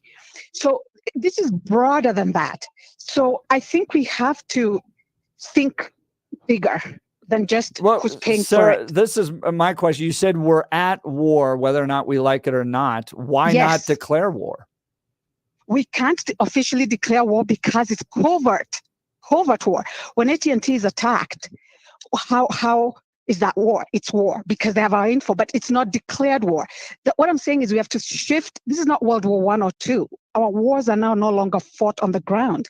There's intel collected. There's a lot of I don't think anyone's opposed to collecting intel, but how far are you willing to go with Ukraine? Is it so important not just Ukraine. But this is what we're debating here. We're debating the fact that the Ukraine Defense Contact Group is going to be moved into NATO in an effort to, quote, Trump-proof weapons for Ukraine. Yes, because he has threatened, if you listen to his rhetoric, and I believe it's beyond rhetoric, because if that's what he's saying in public, I'm sure in private, he'll do more. He has publicly declared his position, which is, if you don't pay, we won't defend you. But that's not how treaties work. It's like a marriage. You get into an agreement, and you can't say that. You can't threaten our allies. That's not reasonable at war. It's not reasonable because they can withhold information we need. Intel, they may not give us the money, but they may have intel that they share. And that has value. Hold on. So if the people of the United States, knowing that about Donald Trump, duly elect him to be the president of the United States, why can't he enforce his foreign policies, his spending policies, his defense policies? He is the president of the United States. Then get out of NATO. Then I'm okay if you get out of NATO. Then you're not a member. You're not obligated. I'm okay with that. If you're saying his position is they're not as good as we are, we can do it on our own, then get out of the treaty. He can do that. He has the power as president to do that. And he needs to declare that position clearly and say, you elect me, we're out of NATO, we can defend ourselves, we're isolationists, 100%. We don't need their intel, we don't need our allies, we can do it on our own. I'm fine with that position. What you cannot do is be in a treaty, then threaten your allies. We already have to deal with so much. Is he threatening them, or is he trying to hold them accountable to what they said they were going to do? So if they're not paying, isn't he just trying to hold them accountable to what they said they were going to do? No, because the treaty says when one is attacked, Article 5, one is attacked, but Ukraine's not a part of NATO. Ukraine's not part of NATO. It's not, but NATO agreed to help them because they see the link between them and Russia and the threat from Russia. So this is a threat that is obvious, like I said, because if you see who Putin is aligning with, those aren't our friends. And I don't believe he's stopping at Ukraine. Maybe that's where I disagree with him a little bit. But I'm saying I'm fine. Then get out of the treaty. All right, Sarah from Castle Rock. I appreciate the call. Thanks so much. Sarah's line will be open, 303-696-1971, 303-696-1971. Guys, generally we talk about medicine and effective treatments for erectile dysfunction and other men's sexual health issues. Today I want to talk to you about love. The one you love is the light of your life, and if you're like most men, you will want to do whatever you can to nurture that relationship. But if you're suffering from ED, you know the impacts the condition is likely having on you and your partner. Rocky Mountain Men's Clinic has served the Front Range of Colorado for nearly a decade and has successfully treated tens of thousands of men. Schedule a consult with Rocky Mountain Men's Clinic today. Your initial visit is only $99 and includes a medical consult with a licensed medical provider, a T and PSA test, and if medically advised, a test dose. And if the test dose doesn't work in the office, your visit is free. They have 5 locations in Colorado: Fort Collins, North Denver, Central Denver, Castle Rock, and Colorado Springs. Stop dealing with the lack of confidence that ED brings. Call them today, 720-440-7900. That's 720-440-7900, or visit RockyMountainMen'sClinic.com. That's RockyMountainMen'sClinic.com. Jim Greeley, you're on the Jeff and Bill Show, News Talk 710 KNUS. Good morning, Jim. Good morning, gentlemen. Listen, I was just going to say that, first of all, NATO was developed as a result of the Soviet Union and the Eastern Bloc. Yep. That doesn't exist anymore. So maybe we need to refigure concerning whether that organization still needs to exist and a new one needs to evolve out of that. I don't know if you knew, but actually Russia wanted to join NATO at one time, and we basically told them, no, you can't. So maybe that really was a mistake on our part. And actually, that was under the George Bush administration that they actually put that nixed, and that was under Boris Yeltsin. Do you realize what a different world this would have been if we would have allowed them to be part of NATO, and that would have been Russia? How things would be different right now? And I just see that, as a result of that, we're at where we're at right now. But here's the other thing, Jim. I just look. I don't trust Vladimir Putin at all. I think he's a thug. I think he's corrupt. I think he is a totalitarian. I wouldn't want him to be a part of NATO. I understand that may change the dynamic with NATO, but I sure as heck. Boris Yeltsin. Okay. That was with Yeltsin. Okay. Yeltsin was the one. Yeah. And so, but if with Putin today, you wouldn't bring him into NATO, would you? No. We're losing you there, Jim. But the other thing is, can you hear me now? Yeah, we got you. Okay. Well, I'll just say this. You do know, I'm assuming you do know that there were negotiations between Russia and Ukraine in 2022 after the war had started in Turkey. Are you guys aware of that? Not the details, but go ahead. Come on. You should be aware of that. And who was the one that stopped those?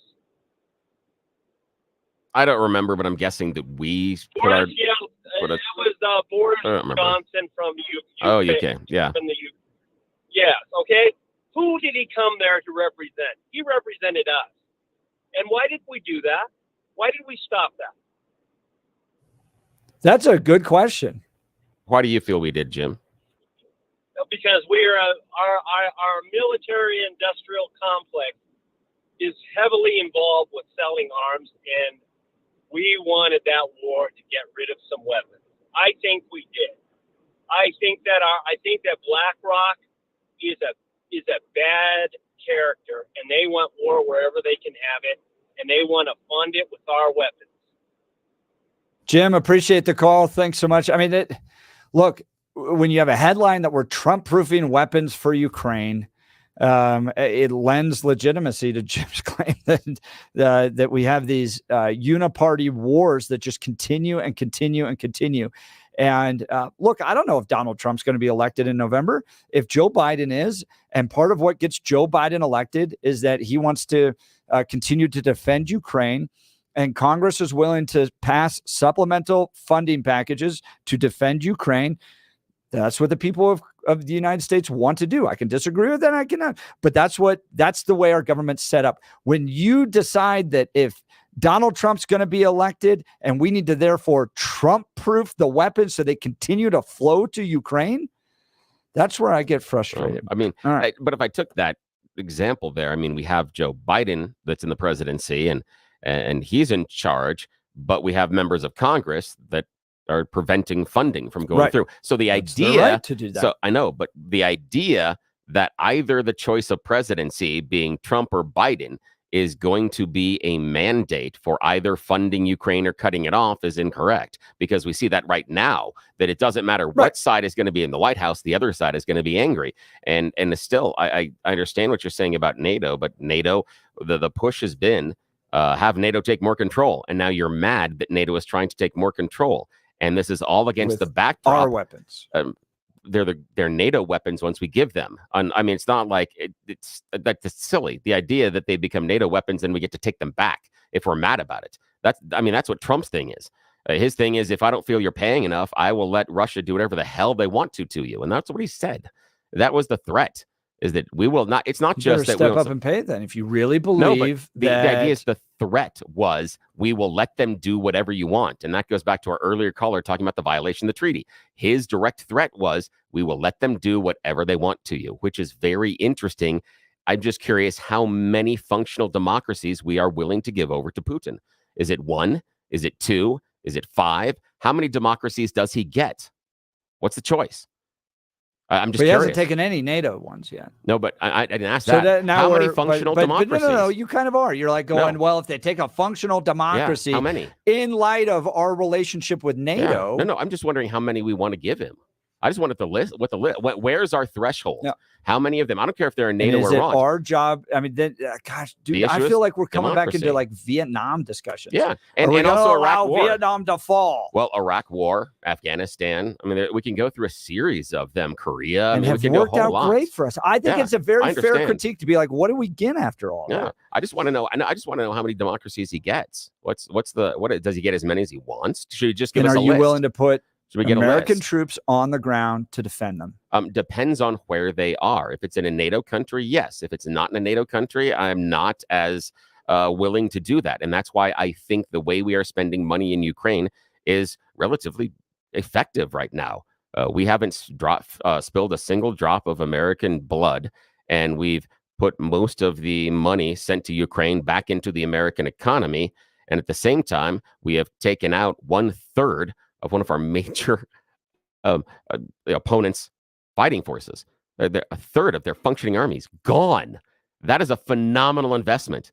If I come to the table and say we can take a third of Russia's that's- army and not and fire that's a single American look, shot, That's great. a fine That is argument to great. make. That is What I'm great. pointing out to in this, though, is that you have a group of people trying to Trump-proof weapons to continue sending them from the United States to fight in Ukraine. They can't force us necessarily.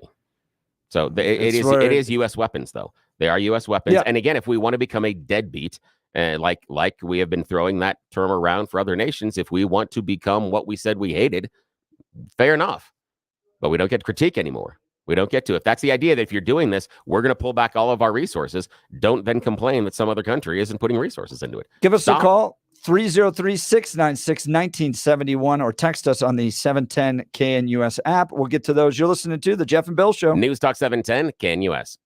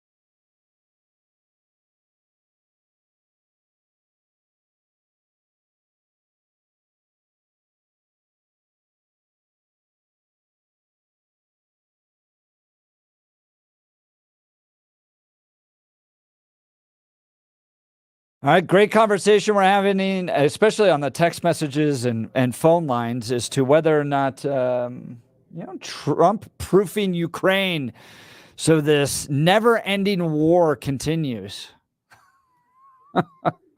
or if the people of the United States of America want to vote in a different executive, shouldn't he have control over whether or not we continue to fund? Isn't that the guy that wanted Ukraine, or he wanted NATO to take more of a forward-facing step, though? They wanted them to be in charge and not lean on the U.S., and then when they want to be in charge, now we're all angry about it. It's weird. We're very schizophrenic. We're very schizophrenic. We're very, very inaccurate and unintelligible at times. But once NATO starts doing what we'd asked them to do, we're like, no, don't do that. You can't do that. Why would you do that? And again, and Trump, I think we got a 50-50 shot. Trump trying to take us out of NATO if he gets back in power. He'd floated the idea before, and it's something that Putin has been wanting for a long, long, long time in order to denigrate the abilities and capabilities of NATO. And it doesn't make us safer, because it really, really restricts our ability to get information internationally. It's going to basically make us dark. We might as well just cover up one of our eyes and say that we can still figure out what's happening in the intelligence community, because that's going to be a nightmare. Richard from Highlands Ranch, Ukraine funding just provides more blood fields. Let Europe deal with it. I mean, I've really changed my position from Iraq and Afghanistan with regards to U.S. involvement. I've watched friends die in those countries. I watched us leave those countries and then resort exactly back to what they were doing prior. And I just, I don't get it. Yeah. I just don't get it. I don't understand why it's our responsibility. And when I see these headlines like Trump proofing weapons for Ukraine, why it's got to constantly be up to us to fight other people's battles. Yeah, I know. I can see the problem that would happen that if we got and continued to fight in Ukraine and then eventually left, that the Ukraine government would go back to what it was, democracy. And I'm sorry, I feel what was the point again? I lost the point. Is that what we're afraid about? I don't get it. So you think there's a difference? Absolutely. There's a difference based on the governments and the situation and even the cultures inside of what we had in Iraq and what we had in Afghanistan. Yeah. And Afghanistan, in my mind, entirely predictable based on what happened there in the history. Iraq, I think that we made some tremendous mistakes and assumptions going in there, and then some other ones when we were there. But Ukraine is different. I mean, that is a functional Eastern European democracy. It is a country that functional is a broad term. Well, they had votes and elected a guy that was a former comedian. I mean, again, if this is some sort of a planned giant, fake economy, they're doing a good job pretending, because they elected a guy that really wasn't qualified to even get the job, and he's doing a decent job now. So the idea that this is some sort of communist government, I disagree with. So what do we get out of it? What does the United States get out of it? An ally and another democracy. Why is that a bad thing? So how many democracies should we not have? Again, let's come back to the question about Russia. How many democracies does Russia get? So explain to me why it is in America's best interests to fund a war to defend Ukraine. Now, I mean, you get into these kind of ethereal, it's a democracy. We got to defend a democracy. It's important to defend a democracy. Okay. Why is it in America's best? And why is it in America's, not the ethereal notion of a democracy, but why is it in America's best interest to be active in this battle? Because they are a strategic partner, because an enemy of the U.S. has invaded, and Ukraine geographically is significant in that part of the world for a number of reasons. And again, democracy. I mean, again, are we just going to, if we're going to pull up the drawbridge and say that we are now isolationists, we can have that discussion. But I find it very, very strange, and I've come back to this a number of times, that the party of Reagan is willing to give the former Soviet Union control of a functional democracy. That's it. I'm sure that Reagan would be super proud of each and every one of you. I'm sure he'd be great, and he'd be patting you on the back and saying, "Good job, guys. I'm glad you learned the lessons of what we have laid the foundation for, and I'm glad that you're." But Reagan, to that point, though, Reagan didn't necessarily go to war. It was a Cold War. He found ways to take on Russia without necessarily. I mean, there was a few armed conflicts down in Latin America, but so the idea of maybe direct financing of battle. So maybe so giving them funding and resources and training. It's not direct conflict. So we're not in a direct conflict with Russia. Or we're doing exactly that. We're allowing and we're in giving a proxy war. But we are giving. I disagree with the idea of proxy war. I disagree with that because Russia is the one that invaded Ukraine, and we are helping defend a functional democracy by giving them resources. And again, a lot of those resources are being spent here in America and on American jobs and American companies. Because when we give them all of the ammunition, we have to replace it, and we buy that from American companies. So that's money that goes back into American pockets with American people that are working in American factories, making American things.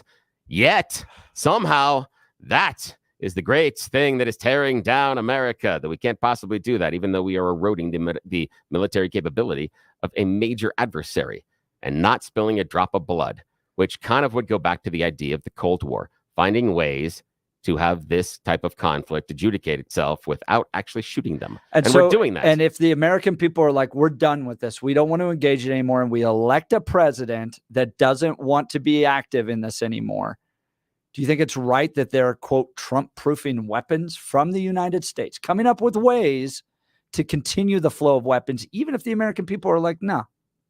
Here's the thing. NATO does not have the ability to force us to give them weapons. They lack that ability. However, the weaponry that we have given to NATO is NATO's. And if they want to take control of some of that away from us, that is perfectly reasonable. That's okay because they are not ours. We gave them to NATO. You can't go, hey, we've decided we want those back. That's not a good ally. That's not part of the organization. So you're okay if it's one and done, those weapons were given, but if it's ongoing, if they find out a way to continue to supply American-made weapons and paid for weapons to a war, you'd be opposed to that. Again, I would have to see functionally what the process would be, that how they were managing to get money and weapons from America if we are not allocating them. Right. I'm curious to see how they would accomplish that. I'm not going to take a position on it because I want to see how that is being done. I have very little faith that if Donald Trump said nothing, no more for Ukraine, that then the Democrats would find a way to go ahead and do it. And if they did, let's talk about what that looks like. But again, how many democracies does he get? Is it 1, 2, 5? Well, what's the number? I'm just curious. And we're willing to go out there and defend every one of them. Oh, only Western ones. In this way. We can. Not Islamic ones. Let's go to Frank in Denver. If you want Frank, to. You're on the Jeff and Bill Show, News Talk 710 KNUS. Good morning, Frank. Hey, thank you guys for opening up the conversation to these difficult questions. At least you're taking a poll of the audiences and giving your things. I think one question that rings in my mind, though, is we have to, in the bottom line, ask ourselves, can we solve all the problems of the world? Yep. And the answer to that is obviously not. And so it behooves us then to try to do the best or come to the best solution we can. And that should involve both political parties, but our every 2 and 4 year election cycle changes the balance of that, swings us around.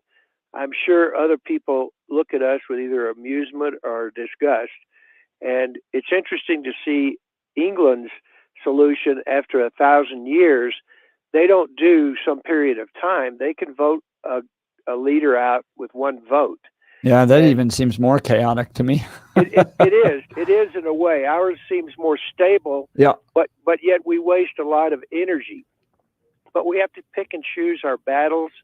And it was an interesting idea, and I thought about that too, about having Russia join NATO. But you brought up the bigger point that when you get a bad leader like Putin, then it changes the complex thing. Yep. Then you get the Gorbachev- United Nations. Frank, thanks so much. I appreciate the call. Frank from Denver. Imagine effortlessly gliding open your cabinets and drawers to reveal neatly arranged shelves that showcase your belongings. With roll-em-out shelves, you'll easily access your pots, pans, and other essentials, eliminating chaos and increasing speed and functionality in your home. Roll-em-out shelves understands that every home storage needs are unique. Whether you're dealing with tight corners or expansive cabinets, your shelves will be custom built to maximize every inch of available space. Joyce and Brent Tolliver, the mom and son dynamic duo, leave satisfied customers wherever they go, and their all 5-star reviews confirm this. Begin the affordable transformation with your home for less than $1,000 when Roll-em-out Shelves efficiently organizes your space with sturdy Baltic birch shelves built right here in Colorado and guaranteed for life. Call for your free in-home estimate today, 303-475-9601. That's 303-475-9601 or rollemoutshelves.com. Tell them Jeff sent you, rollemoutshelves.com. You're listening to the Jeff and Bill Show. News Talk 710, KNUS.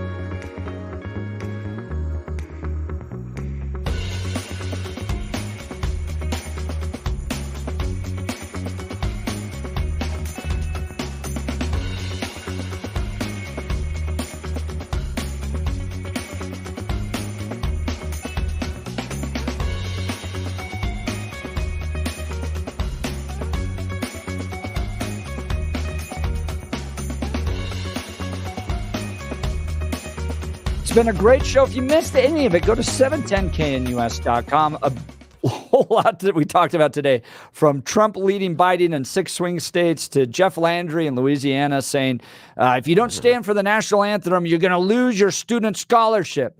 Representative Lisa Frizzell joined us in the 7 o'clock hour to discuss a $40.6 billion budget proposal from House Democrats. What does that mean for you? Democrats say they're going to help you live the American dream. Yeah, and she has a great outline of some of the stupidity and some of the things the Democrats are ignoring. Don't miss that. Go back to the podcast. She's a star, friend of the show. Really appreciate her time today. J.K. Rowling takes on transgenderism and free speech, willing to go to jail for free speech. That was in the 8 o'clock hour. And then in the 9 o'clock hour, Trump proofing NATO weapons. Yeah. Wow. So you can continue that the arms flow to NATO. Lots to discuss. Go to 710 KNUS. Charlie Kirk's up next. This has been the Jeff and Bill Show. News Talk 710 KNUS.